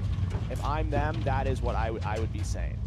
And I don't know them well enough to discern which of them is that team captain, but I think that's right now you need one of them to step up and start owning communication so that they can just execute a little bit more freely. Well, I think that Game Broderick Christian. They lead 3-2 in the second set. We can talk about good decisions in a little bit, but speaking of good decisions, Corient is excited to partner with the APTA because whether as advisors to our members or as members themselves, they are already a part of the APTA community. Learn more at www.corient.com, the official wealth sponsor of the APTA. Yeah, I'll tell you what, you know, you could look at this two ways. I feel like when Broderick and Christian play this way, first of all, they're one of the top teams in the country, without a doubt. I mean, this is exactly the style that lends himself to success, for sure. But this is the way Broderick, especially throughout his career, plays the best. I mean, he's methodical with his tactics and strategy. And not only that, you see from a partnership, Christian and Broderick are 150% on the same page with what they're doing. Yeah. And I feel like Regalado Salazar are being lulled into this tempo, which we've talked about all morning, but I almost feel like they better speed it up because this slow pace of play, even though they're so good at it and they've been so good at it all year, is not working today. And I think the temperature, it certainly comes into play here, for sure. I mean, this is great paddle temperature, and it just changes the game substantially. Now, what way do you think would be most beneficial for them to speed it up? Do you think that it's them hitting more short overheads to induce Broderick and Christian to maybe deviate from that strategy? Or do you think that's them starting to really start hitting higher speed overheads, whether that be flattening out their rollers, causing some chaos, and hitting some more, let's call it double panel overheads? How about this? I will say both. I think they need a volley shorter to make them move up. They need to hit harder overheads to make them scramble a little bit more. If they let Broderick and Christian stand back there and do what they're doing, it's going to be a lot of the same result.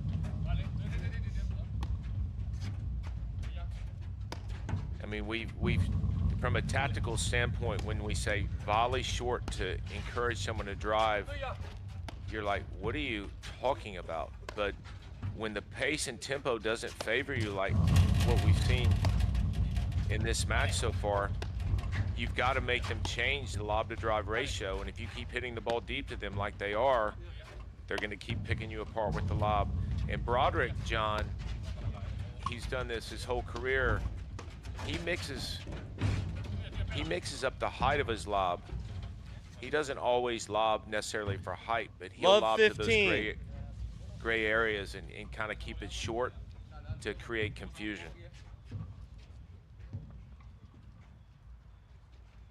And as someone who has played against him now a number of times, it's not just the confusion, that lack of time almost prohibits you from thinking. So now you're just kind of reactively hitting overheads, and even if you did go in there with a plan, because that ball's coming at you at such a hurry in terms of what a lob can do, you're just taking 2 steps back and now reacting, and that reaction gives you just enough deviation from the plan for Broderick and whoever he's playing with in that match to capitalize.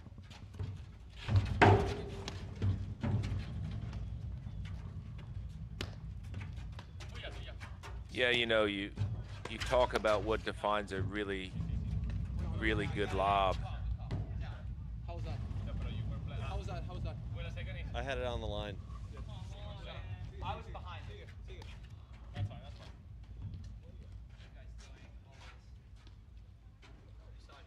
fine. I did. 15 all. Love 30. Oh, sorry, love 30. No, you're good. Right here. How'd you see that, John? Because it's on the far side of the screen, it was close. But I feel like every single paddle match I've ever been on, right, there's close calls all the time. So at that point, you just kind of take what your opponent says. I haven't had the luxury too often to have umpires. So when it's close, you live with what they say and you move on.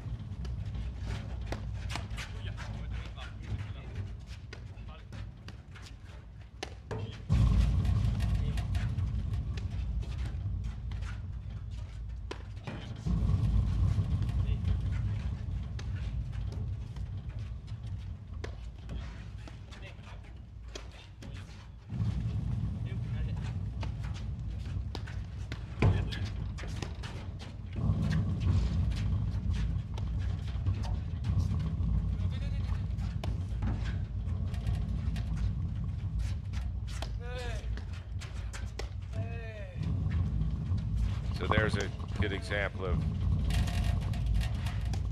Regalado with the black paddle there, being able to hit those cutters, which you haven't seen the entire match. No. But we also said, without a doubt, that Salazar and Regalado can hit those shots. Come on!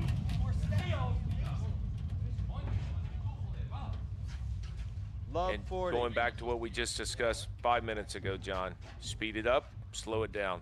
Clearly, the gas was being pressed right there. And they might decide that they don't typically like to play with such aggressive 40. overheads, because as we talked about, doing that over the duration of a long day of matches or even just in a long final is tiring. But when you lose the first set 6-1 and you're down in the second set 3-2, that's kind of when you throw the kitchen sink at the problem. And if you're worried about conserving energy, you're no longer worried about that. You just want to get back in the match. So I do like the up in aggressiveness that we're seeing from the overheads from Salazar Regalado. More energy intensive? Sure. But is this the time to do so? Absolutely. Well, what happens too from a team on the baseline when someone's putting that amount of spin and speeding it up as well as slowing it down, it takes some of the tactics off the table because you are having to defend more. You are, if those sure. if those balls are being hit medium pace, you're able to execute your tactic and strategy much easier. But when your back's against the screen because of the spin and RPMs on the ball, then you become much more neutral, more defensive instead of being offensive in terms of where you're lobbing the ball. And when we were talking about earlier, Guy, how it's really good for Broderick Christian to be playing these type of matches now so that come nationals they could walk in there with a game plan. And we did mention earlier how it's just as important for Regalado as Salazar. Maybe some viewers at home thought we were just being, kind to be balanced there because, Regalado Salazar, they've won every match they've played this year. Why would they need these matches now?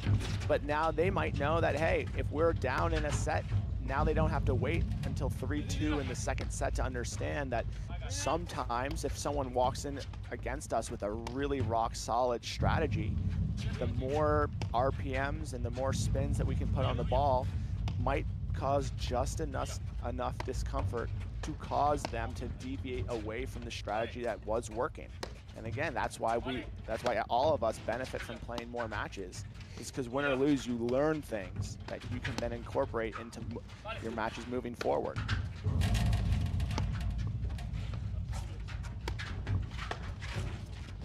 Really nice move there from Drew. Yeah, he's just completely baiting that. Vale. Vale. Tuya. Vale. Tuya. Tuya.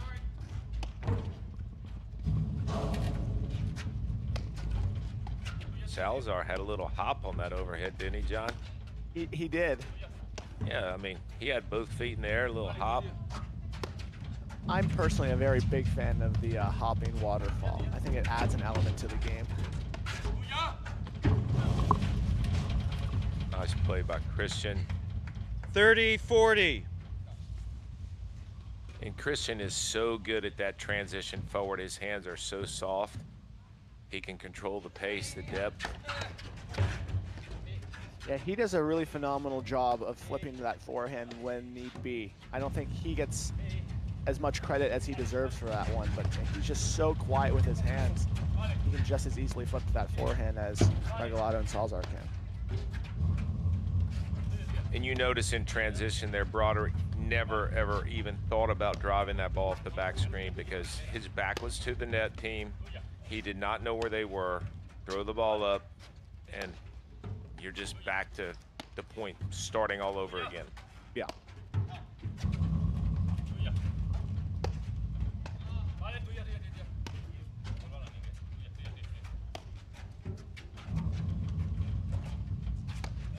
And, you know, going back to the strategy that Christian and Broderick have used the entire morning, you know, when you have two people playing side by side like Regalado and Salazar, think about how simplistic this strategy is. If they're playing side by side and not in the stagger, you would have to suggest that they're Game both looking Regalado, for the same ball. Salazar. 3-all, second set. Because if you're both standing on the service line, you are looking to hit overheads. Correct. Like in that last point, I think it was Salazar, he stepped back to hit 3 overheads that, I mean, you would never teach a club player to do that. And that doesn't, they won the point, but to that point, it just makes it a little bit more confusing of who takes what because both guys want the ball. And I think too, when Regalado was hitting a few more of those cuts, not only does, you know, the increased spin and RPM make it a little harder for Drew and Tomas to execute on that strategy, but if he's taking more of the overheads, then it also eliminates that confusion in the middle. And this is not us saying there's one right way to play paddle, but I think it is us saying when, you know, there's a common theme of mistakes that are happening from a certain formation, maybe that might be time to adjust it for a little bit and see what happens.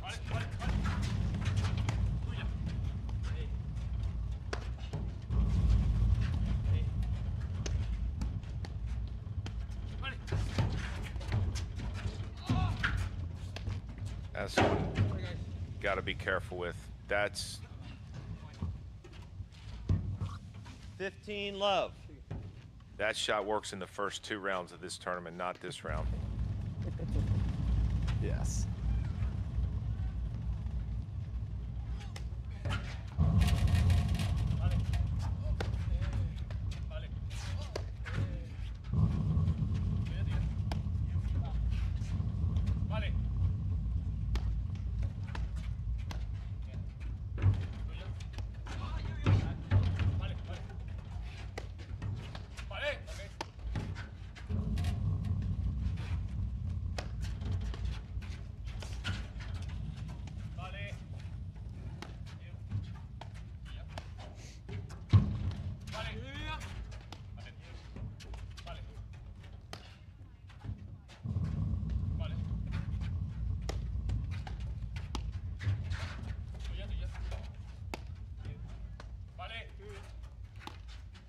Like that ball right there, I've had a hard time this match understanding when Salazar takes that versus when Regalado takes it. And hopefully they have, you know, a strategy or a reason as to who takes what. But right now, I haven't been able to figure out on lobs in the middle why one person takes it versus the other.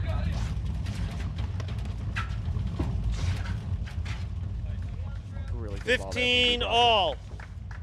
Yeah, it just comes down to who calls it first. We'll keep it that simple. How about that, Johnny? Right. I don't know how that scales at all, but you know what? I think that is the honest answer. I know it is. It's whoever says to you first. Wow. The ball had some altitude.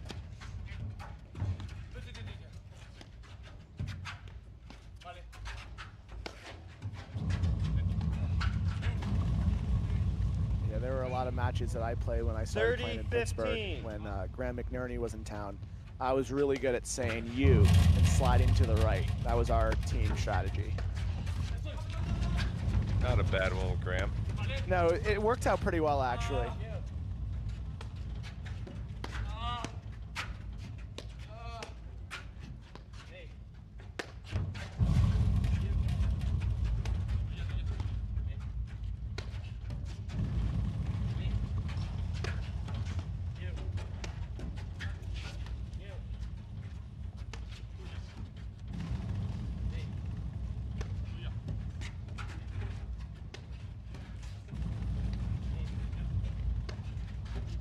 Tell you what, I mean, with this weather,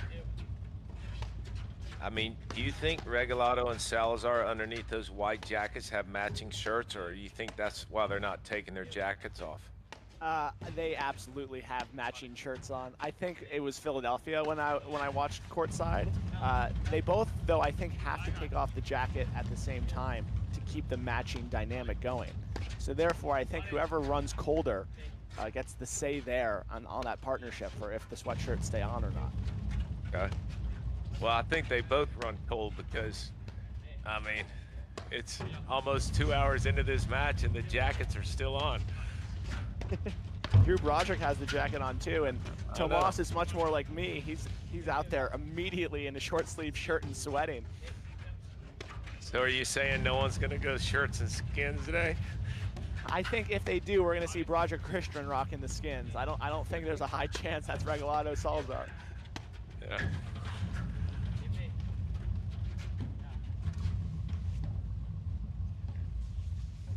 $30 all. You know another thing, John, that you just never see is Regalado and Salazar ever fault. In fact, there's been, I mean, we could count on maybe 2 fingers in this whole match with both teams how many faults there have been. I mean, there just haven't been any. 30-40. Right now, this is going to be if we find out if the commentator curse is real or not. It is not. All right, and he made it. Because you were so confident with that call. I was curious to see what was going to happen. I know what you were thinking. It's all right. I got you. Game Broderick Christian. They lead 4-3 in the second set. And for those of you who are just tuning in now, just to kind of recap what's happening, I am John Kilmer in the booth along with Guy Moore. We have the #1 team of Regalado Salazar against Broderick and Christian. Broderick and Christian got off to a fast start with a 6-1 lead in the first set. And they are up 4-3 in the second set. And they are kind of proving so far that they might be the first team this season that, I don't want to say crack the code, but have a good game plan that can really go after Salazar and Regalado. Yeah, and just so everyone, if you're just joining us, familiar with our players, you have Tomas Christian in the yellow shoes, black pants serving right now, his partner at the net in the blue sweatshirt, black pants, Drew Broderick, the lefty. On the far side, in the Deuce side with the white paddle, Jose Salazar and his partner, Alvi Regalado. 15 love. Look. Right, John, the jackets came off. I was thinking that as well. Do you see what I see, John? But they have long sleeves underneath the shirts, so they definitely run cold. Oh my goodness. Couldn't be me. I'm out there quickly in short sleeves.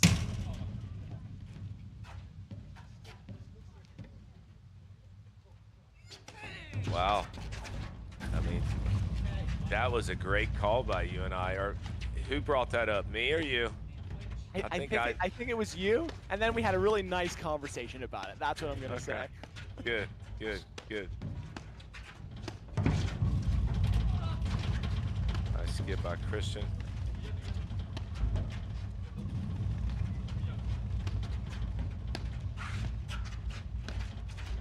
I tell you what, though, what adjustments do you think Regalado and Salazar have made in this match? What adjustments have they made? I would say there was a blip for 3 points at 2-2, where like the Regalado started hitting more cuts, and then he had a couple errors a few games later because of it, and they must have decided that the risk wasn't worth the reward for them, or the reward wasn't worth the risk. And since then, they kind of went back to more of the same. That's definitely a speed up overhead. So it'll be interesting to your point here at 4-3 now in the second set. It is do or die time. So if adjustments are going to be made, it has to happen soon. By the way, did you see Broderick get on his tippy toes and get small where he didn't get hit with that ball? He did. He did a really good job there of getting skinny. He bailed and got as thin as possible. I mean, I tell you what, I can't wait to talk to him about that move. Maybe just show him a picture of the children's book Flat Stanley and be like, that was you, my man. I tell you what, if he's running clinics tomorrow at Canubrook, I want to see him teaching that move. 30-15. He'll just have pictures of like Michael Jackson on his toes. Guys, this is what we're striving for here. Wow. Good effort there from Tomas. Really good drop. 30 all. All right, this is where Broderick Christian need to take a breath here. A couple quick points.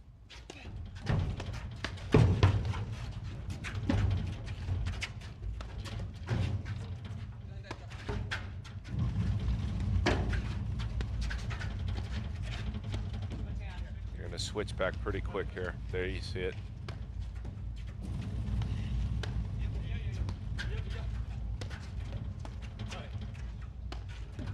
I think if Broderick and Christian win this point, you're going to see a little more frustration in Regalado and Salazar on the other side.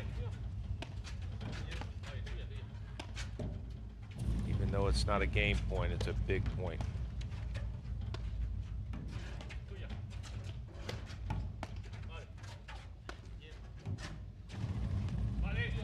And I forget who said the quote, but it was something along the lines of, I didn't lose the match, I just ran out of time before I could find the right solution. We are quickly approaching that time where they are going to run out of time to find the solution if they lose this game. But they're up. Drew's not thrilled with missing that by an inch or two. And they're down 30-40. Point away from 4-all in the second set.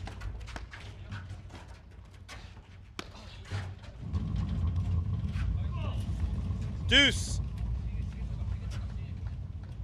I tell you what, too, John, you know, talking about lefty overheads, Broderick's overhead, he does a great job with the variety of that. You saw that. I mean, Salazar doesn't misplay many balls. And just because of Broderick's variety, you see a... Advantage Regalado Salazar. That's just a tough shot. And I think to your point too, that's a really interesting part about the, let's say, middle ground of spin that Drew Broderick hits on his overhead. There's enough on it to cause chaos, but not so much that you go automatically into defense mode. So now he's hitting a good spin overhead, but you think you have a read on it to drive it, and it moves just enough off the screen that what you thought was going to be there isn't. Yeah, and the way he does that too, John, is all his overheads in a very good way look kind of similar. So you think you're going to get one thing and then you get another. It just jumps a little differently. And combine that with the fact that it's a lefty ball, which is, I mean, not unfamiliar to anybody, but it's still a different look. It is still a different look. Wow, great volley there. Oh, the no look. Deuce. Tomas. Well done. That is world class, my friend Tomas Christian. World class, buddy.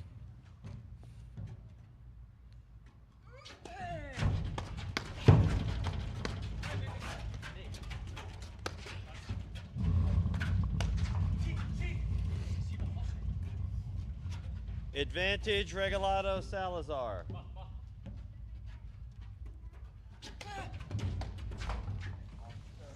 Wow, what a big serve. Deuce. Big serve, especially right after missing a volley into the tape, walks right back to the line and delivers a huge serve there. All right, Guy, what avoidance maneuver there do we think was more impressive? The one that Broderick had, or the nice little double hop that Tomas had in the corner? No, I'm going to call Twinkle Toes Broderick. That move was good. Twinkle Toes, I like that. That's sticking. I like that a lot. The Twinkle Toe move. Twinkle Toes with a good get there, too. Nice shot. Oh, boy. Nice shot. That's tough. Advantage, Regalado, Salazar.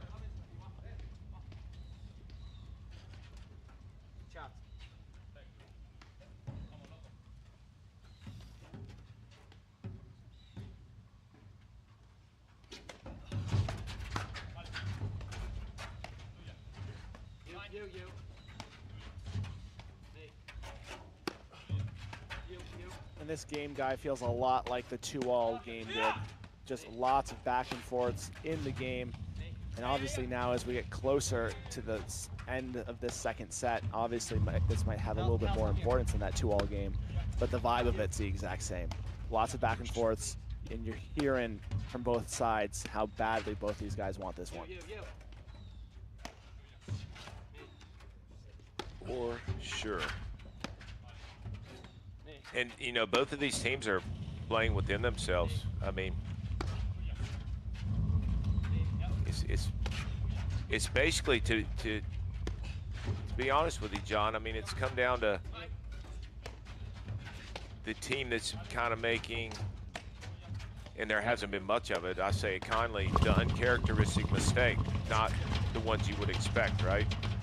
Like missing a random lob long, or missing a ball that you just normally wouldn't miss, like that. Exactly. Game, Regalado, Salazar. 4-all in the second set. All right, you got Jose Salazar on the far side serving. 4-all, second set. I think we're going to see a lot of the same with these lobs down the middle.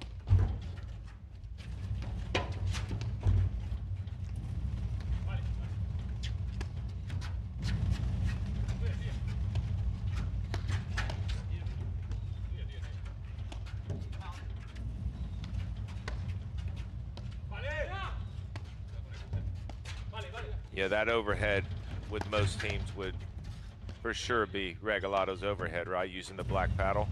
Yeah, and you can tell he wants it as well. Like I think just about every overhead that they've hit this point, both guys have that paddle up in that hitting position ready to go. And to what you said earlier, it really just seems like it's whoever calls it first right now is the one who's hitting it.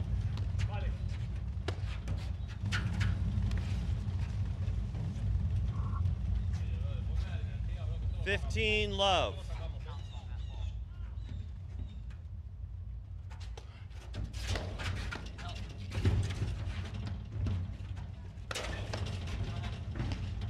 That was a rocket. It was a rocket.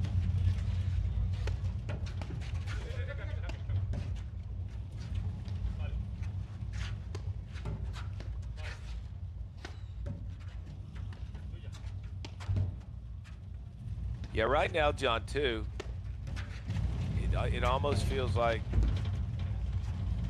which team is going to make, win or lose, you know, what's going to define this, because Broderick and Christian have stuck with what they've been so successful with all day, and Regalado, Salazar haven't really made that many adjustments. I mean, they're back in the match when they just miss less because we're not familiar with seeing them miss, and as long as Broderick and Christian stick with what they're doing, 15 don't all. make the uncharacteristic errors like we saw, you know, sprinkled in the last couple games. I mean, I feel like that's who's going to win this match. Who just doesn't make the mistakes that we're not used to seeing. Nothing's being forced is my point. No, not at all.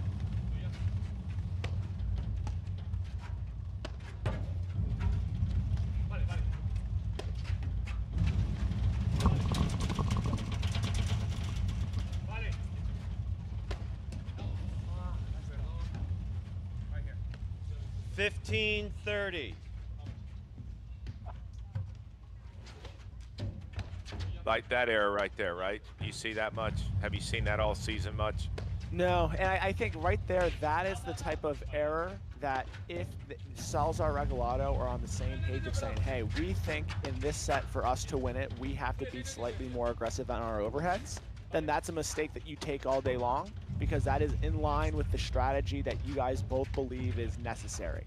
But that quickly becomes a mistake that is a lot less palatable if you and your teammate are not having that conversation and you both still think you're playing along the lines of very high percentage paddle, which I think is just why it's so important to be on the same page with your partner, because some mistakes are very, excusable is a bad word, but they're fine because you live and die by the sword, but you have to be on the same page for that.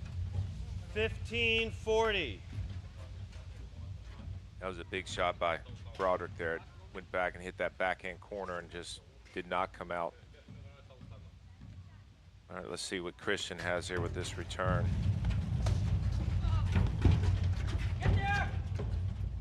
And that's 30-40. I almost feel like, too, not a bad idea just to lob these returns like that. Just to get to the point. There it is. Broderick, Christian. Yeah, They that's why they lead pay you the 5 big bucks, games my to man. 4 That was in a the good second call. set. I mean, that was just a tee up all day long, wasn't it? It really was. I almost want to have a replay of that with the commentary. That's just a master class. Can we get a replay of that, please? That would be amazing.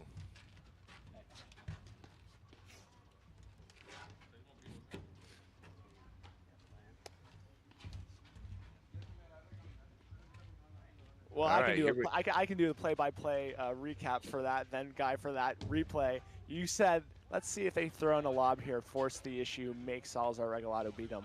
Throws up a lob right in the net, 5-4 Broderick Christian serving for the set and the match to hand Regalado Salazar their first loss of the 2024-2025 APTA season.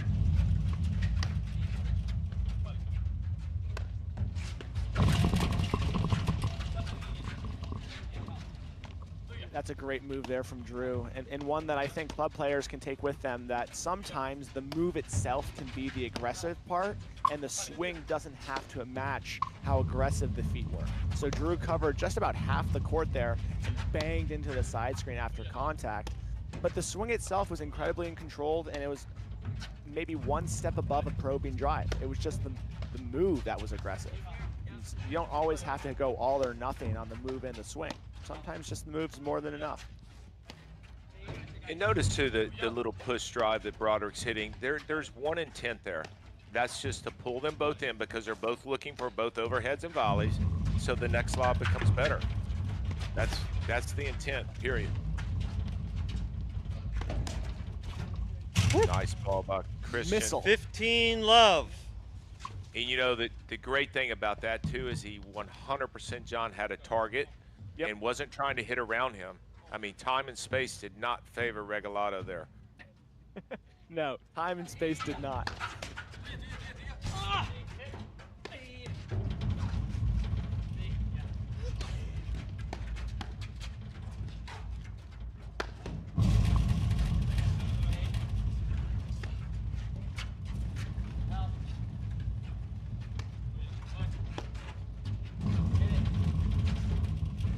Nice little move there from Tomas. Not nearly as good as the twinkle. It wasn't. But you know what? We all have room for improvement. I fully expect to see more twinkle in Tomas's step next tournament now that he knows what's on the line and what Drew's bringing to the table.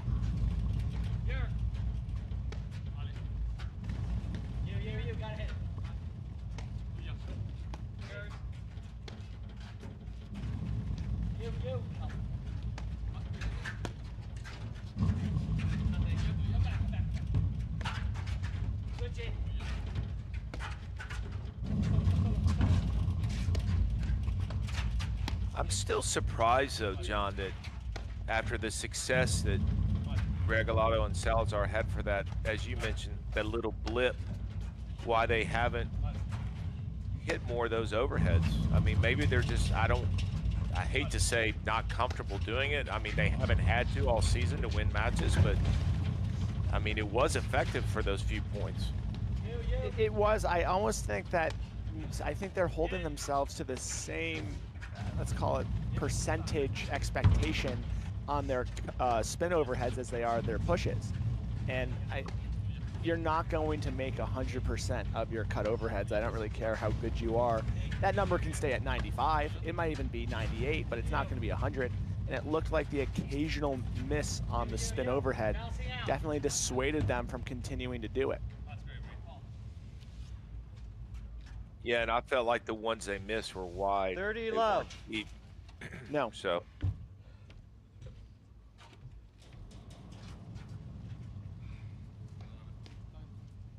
And it's an adage that I try to remember a lot when I'm on court. I think it's a Coach K quote that a miss is not always a mistake. If you think strategically it is the right shot to hit and you choose the right moment and you just miss it, it's not necessarily a mistake. It's the right choice. Keep making it and see what happens. And I to your point, I just think this set, they've had some success, but the misses have pulled them back into playing a style that maybe right now has not worked for them in the first 1+ sets that we've been playing.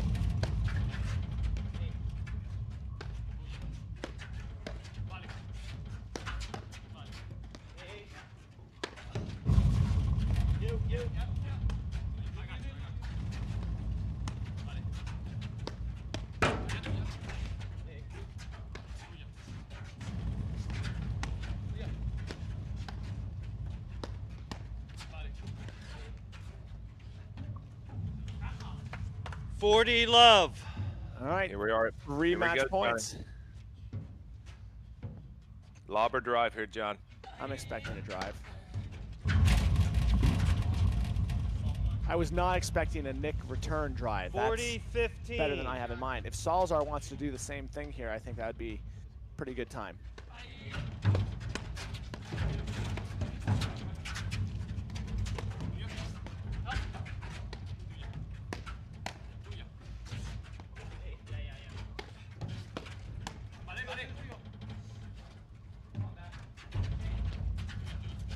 And without stating the obvious, this now has become a very important game all around because three match points is enough that it lingers a little longer than it should if you don't convert. I think 1 or 2, all of us that have been playing paddle long enough know that, you know, paddle's a fickle beast.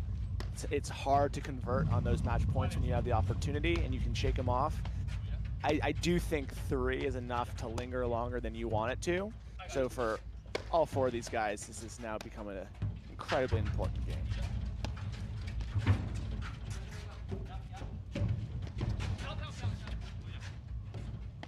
Wow.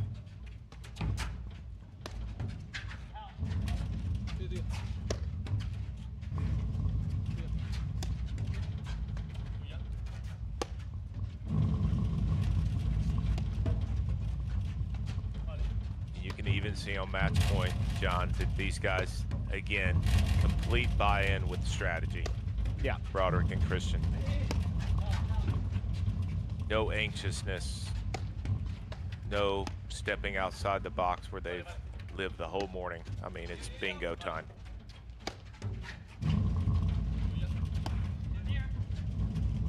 Do you think Broderick's going to get a look at that tomahawk / cutter forehand? I don't, because it seems like Regalado's starting to hit a few more cut overheads, and that has not been the same kind of down up that he's been tomahawking.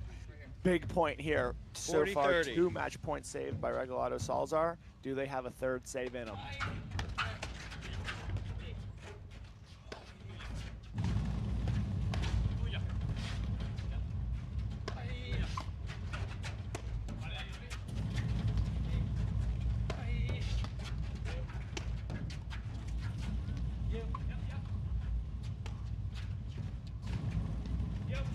got to give Regalado Salazar a lot of credit too. They're not pressing, they're not pushing. I mean, they are to be expected, right? Playing well within themselves.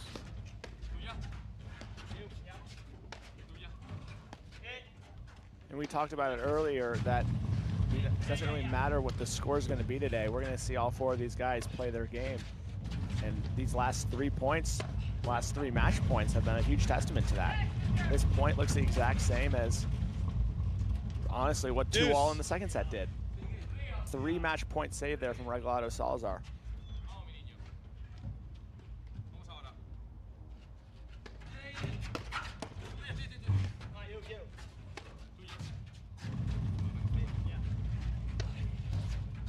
It's interesting too, John, you know, that when you're up a set 6-1 and then 5-4 40 love, and then now it's back to Deuce, how sometimes even though you're winning the match, how the pressure can turn and feel like it's on you after 3 match points, right?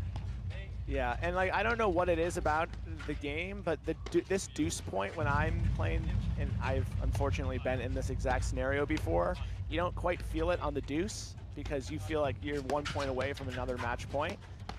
It's if this point doesn't go Christian and Broderick's way, then all of a sudden the weight of that pressure kind of comes crashing down at once.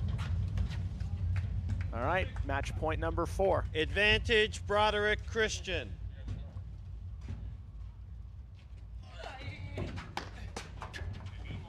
Deuce.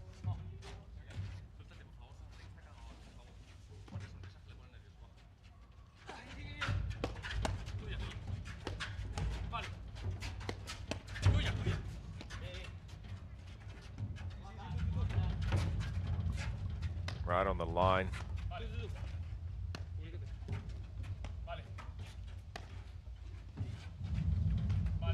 Ooh, I thought that one was going long. I sure did too. I mean, it did hit the line.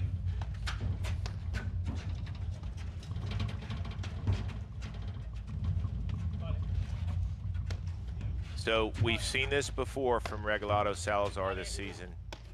They, for lack of a better way to describe it, they do. Advantage, Broderick, Christian. At the big times, they do have the ability to get into lockdown mode. But Broderick and Christian keep bringing it. All right, match point number 5, John. Number 5, and those were 2 big-time backhands out of Drew Broderick. There was some extra sauce on that second one. As you said earlier, time and space was not on Salazar's side on that volley. Drew Broderick just unleashed 2 4-time national champion level backhands.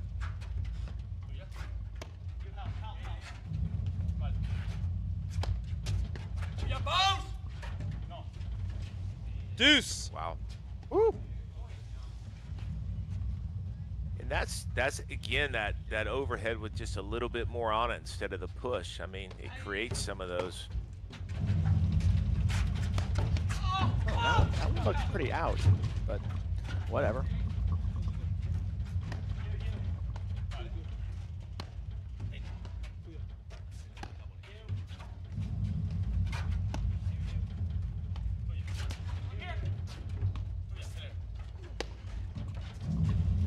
Bar by Christian not getting engaged in that back and forth there.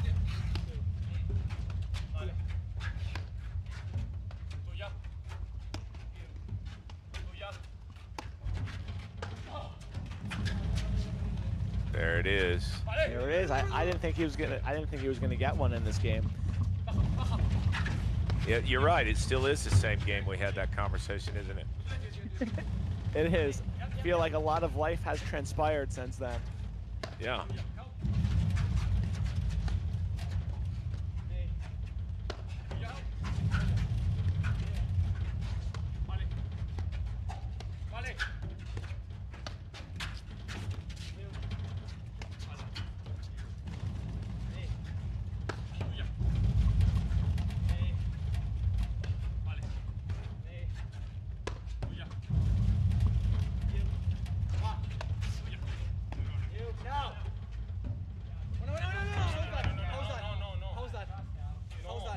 I have it out.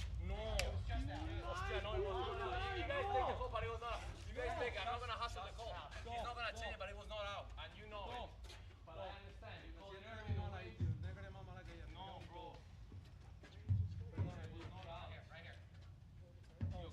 bro. Lauber drive, Johnny. I'm expecting him to just unleash everything he has down the line. I have a feeling this is going to be an angry forehand.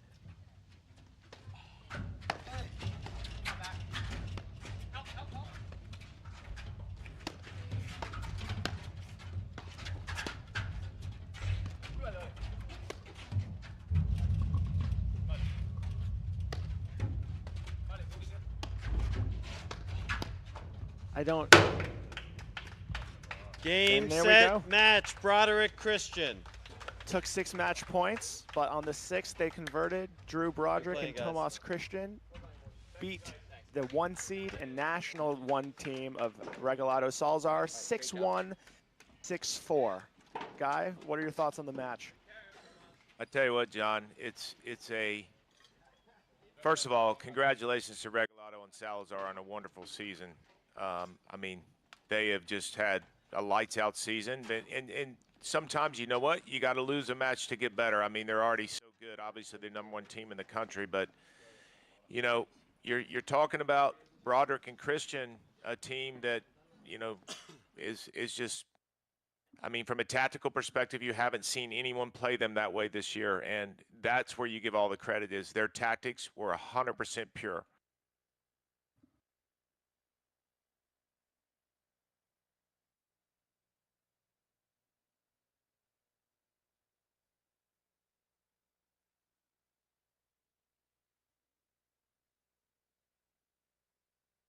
And for those of you watching, be sure to stick around for a couple more minutes.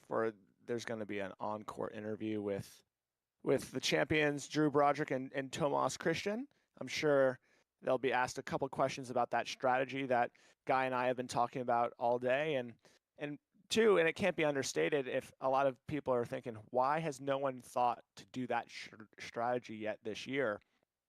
Weather does play a big part in our sport, and it has been an unseasonably warm start to the year. Today was the first time that we had paddle temperatures in the 30s, made it a little bit more reasonable for that strategy to be kind of drawn up and executed.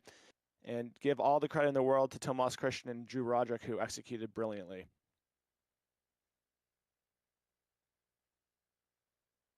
Yeah, let's see. We'll chat a little bit more after this on-court interview, but interesting to hear their thoughts, although we already know them. And yeah, you played with Drew for a number of years, so you probably know his thoughts just as well as he does. In there.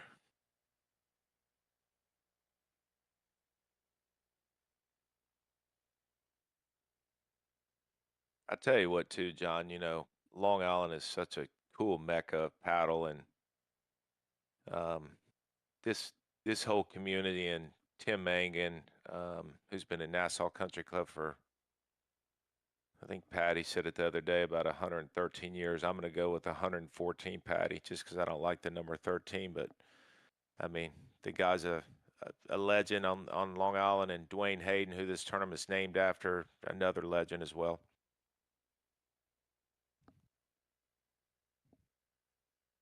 Yeah, it's where the 2022 Nationals were held as well. And I remember when I showed up for a President's Cup, just all 4 courts, it was the top 16 guys in the country just battling out practice sets. And it very much felt like a professional paddle environment. As you kind of mentioned earlier, those 4 courts are tucked down into a valley.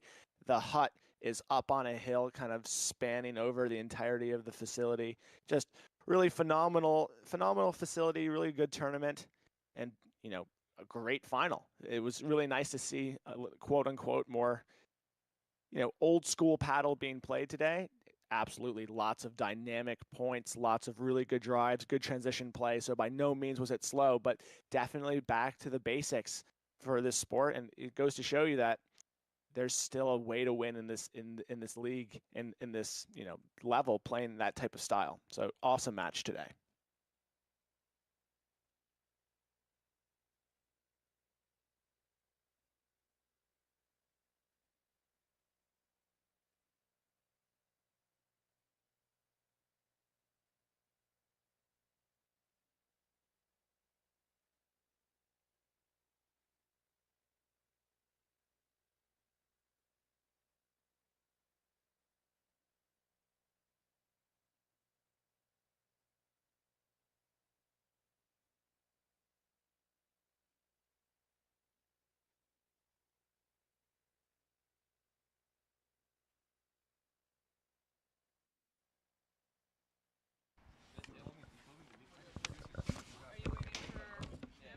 I think I'm waiting for him to give me the okay, too.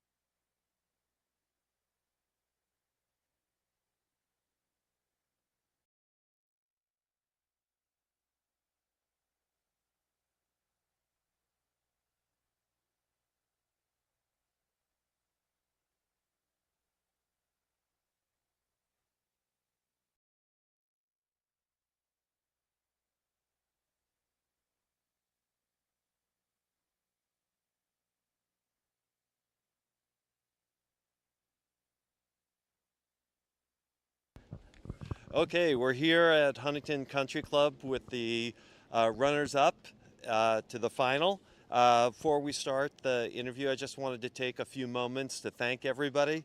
I want to thank first all the players who come out to play. It's great. It's really a special time for us. All the volunteers that make this tournament happen. This happened across so many different places on Long Island, and so many people put so much time in.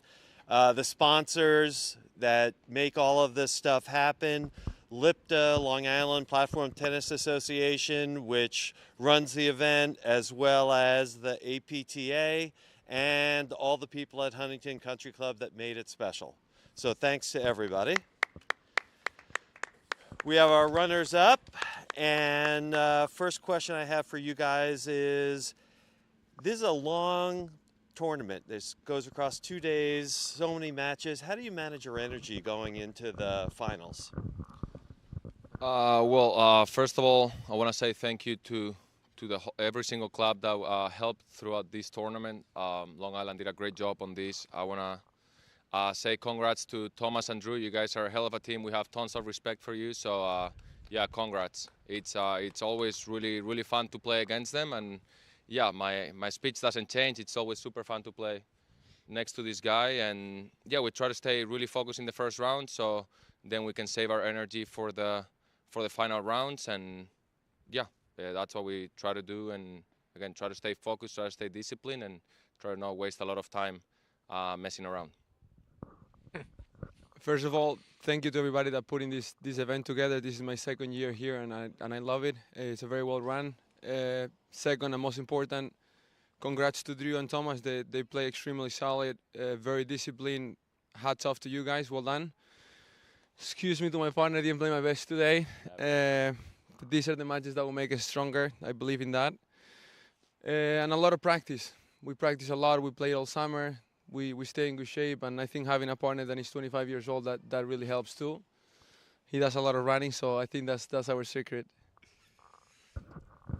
I checked the polls, and I think you guys won for the most fashionable pair in the tournament, so congratulations to that. Thank you. What do you have look forward to? What's your next tournament that you're going to be playing? My next tournament is actually the League Classic in New Jersey. I think it's one of the best tournaments in the country, and I'm actually really excited to be playing with my partner Matt Wallman. I'll give him a big shout out here. And yeah, a lot of fun. The New Jersey community is super fun, and I'm actually really excited and hoping to see everyone there.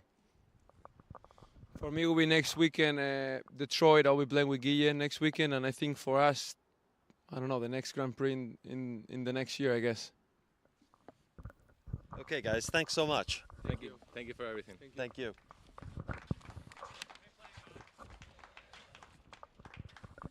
All right, come on down.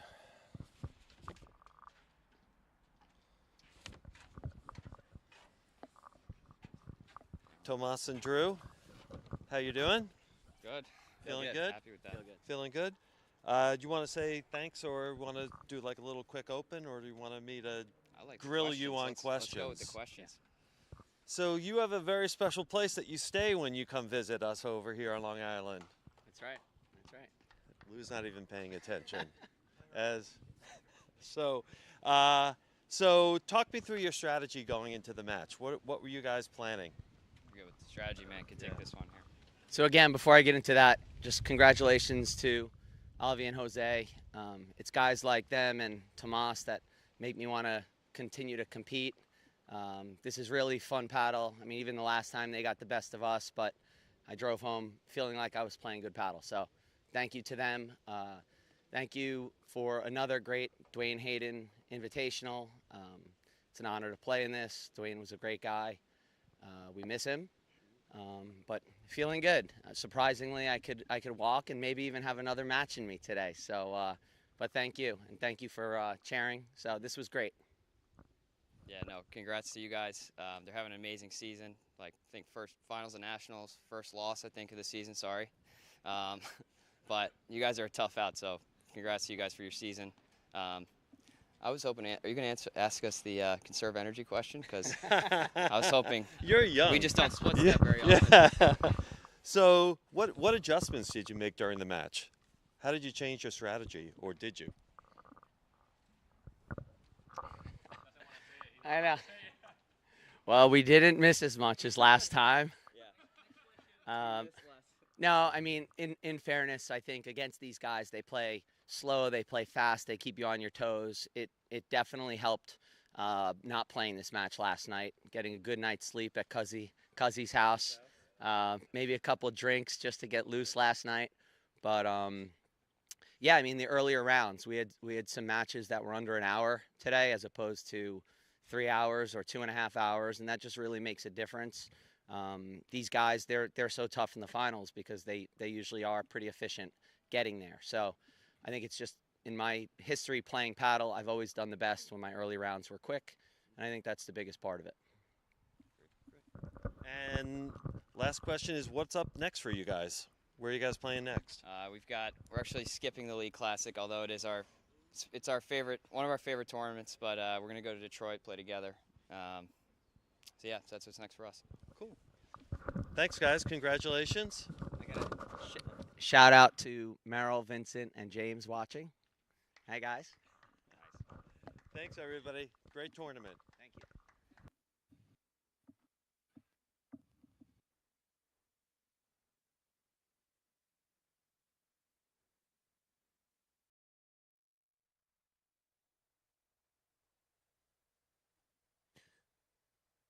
All right, Guy, I think those guys said it best. That's a wrap of the men's final and the 2024 Duane Hayden and Long Island Invitationals.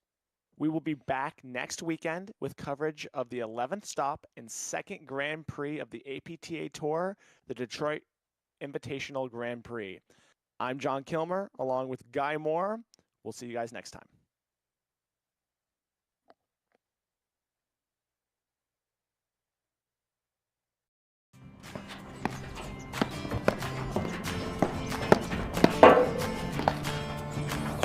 Great job. Hey, good stuff to you. Patty, good job. Yeah, a lot of fun.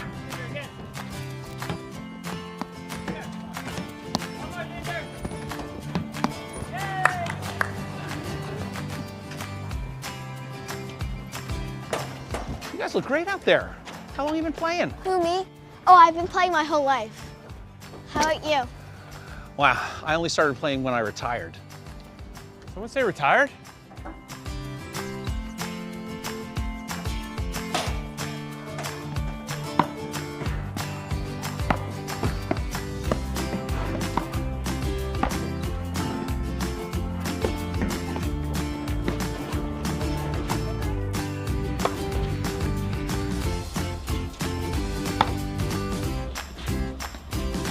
Looking good out there, Eli. Thank you.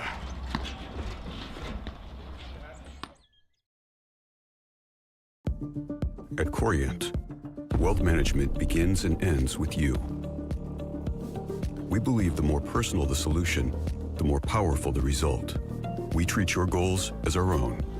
We never lose focus on the life you want to build. and our experienced advisors design custom-built strategies to help you get there. It's time for a wealth management experience as sophisticated as you are. It's time for Corient.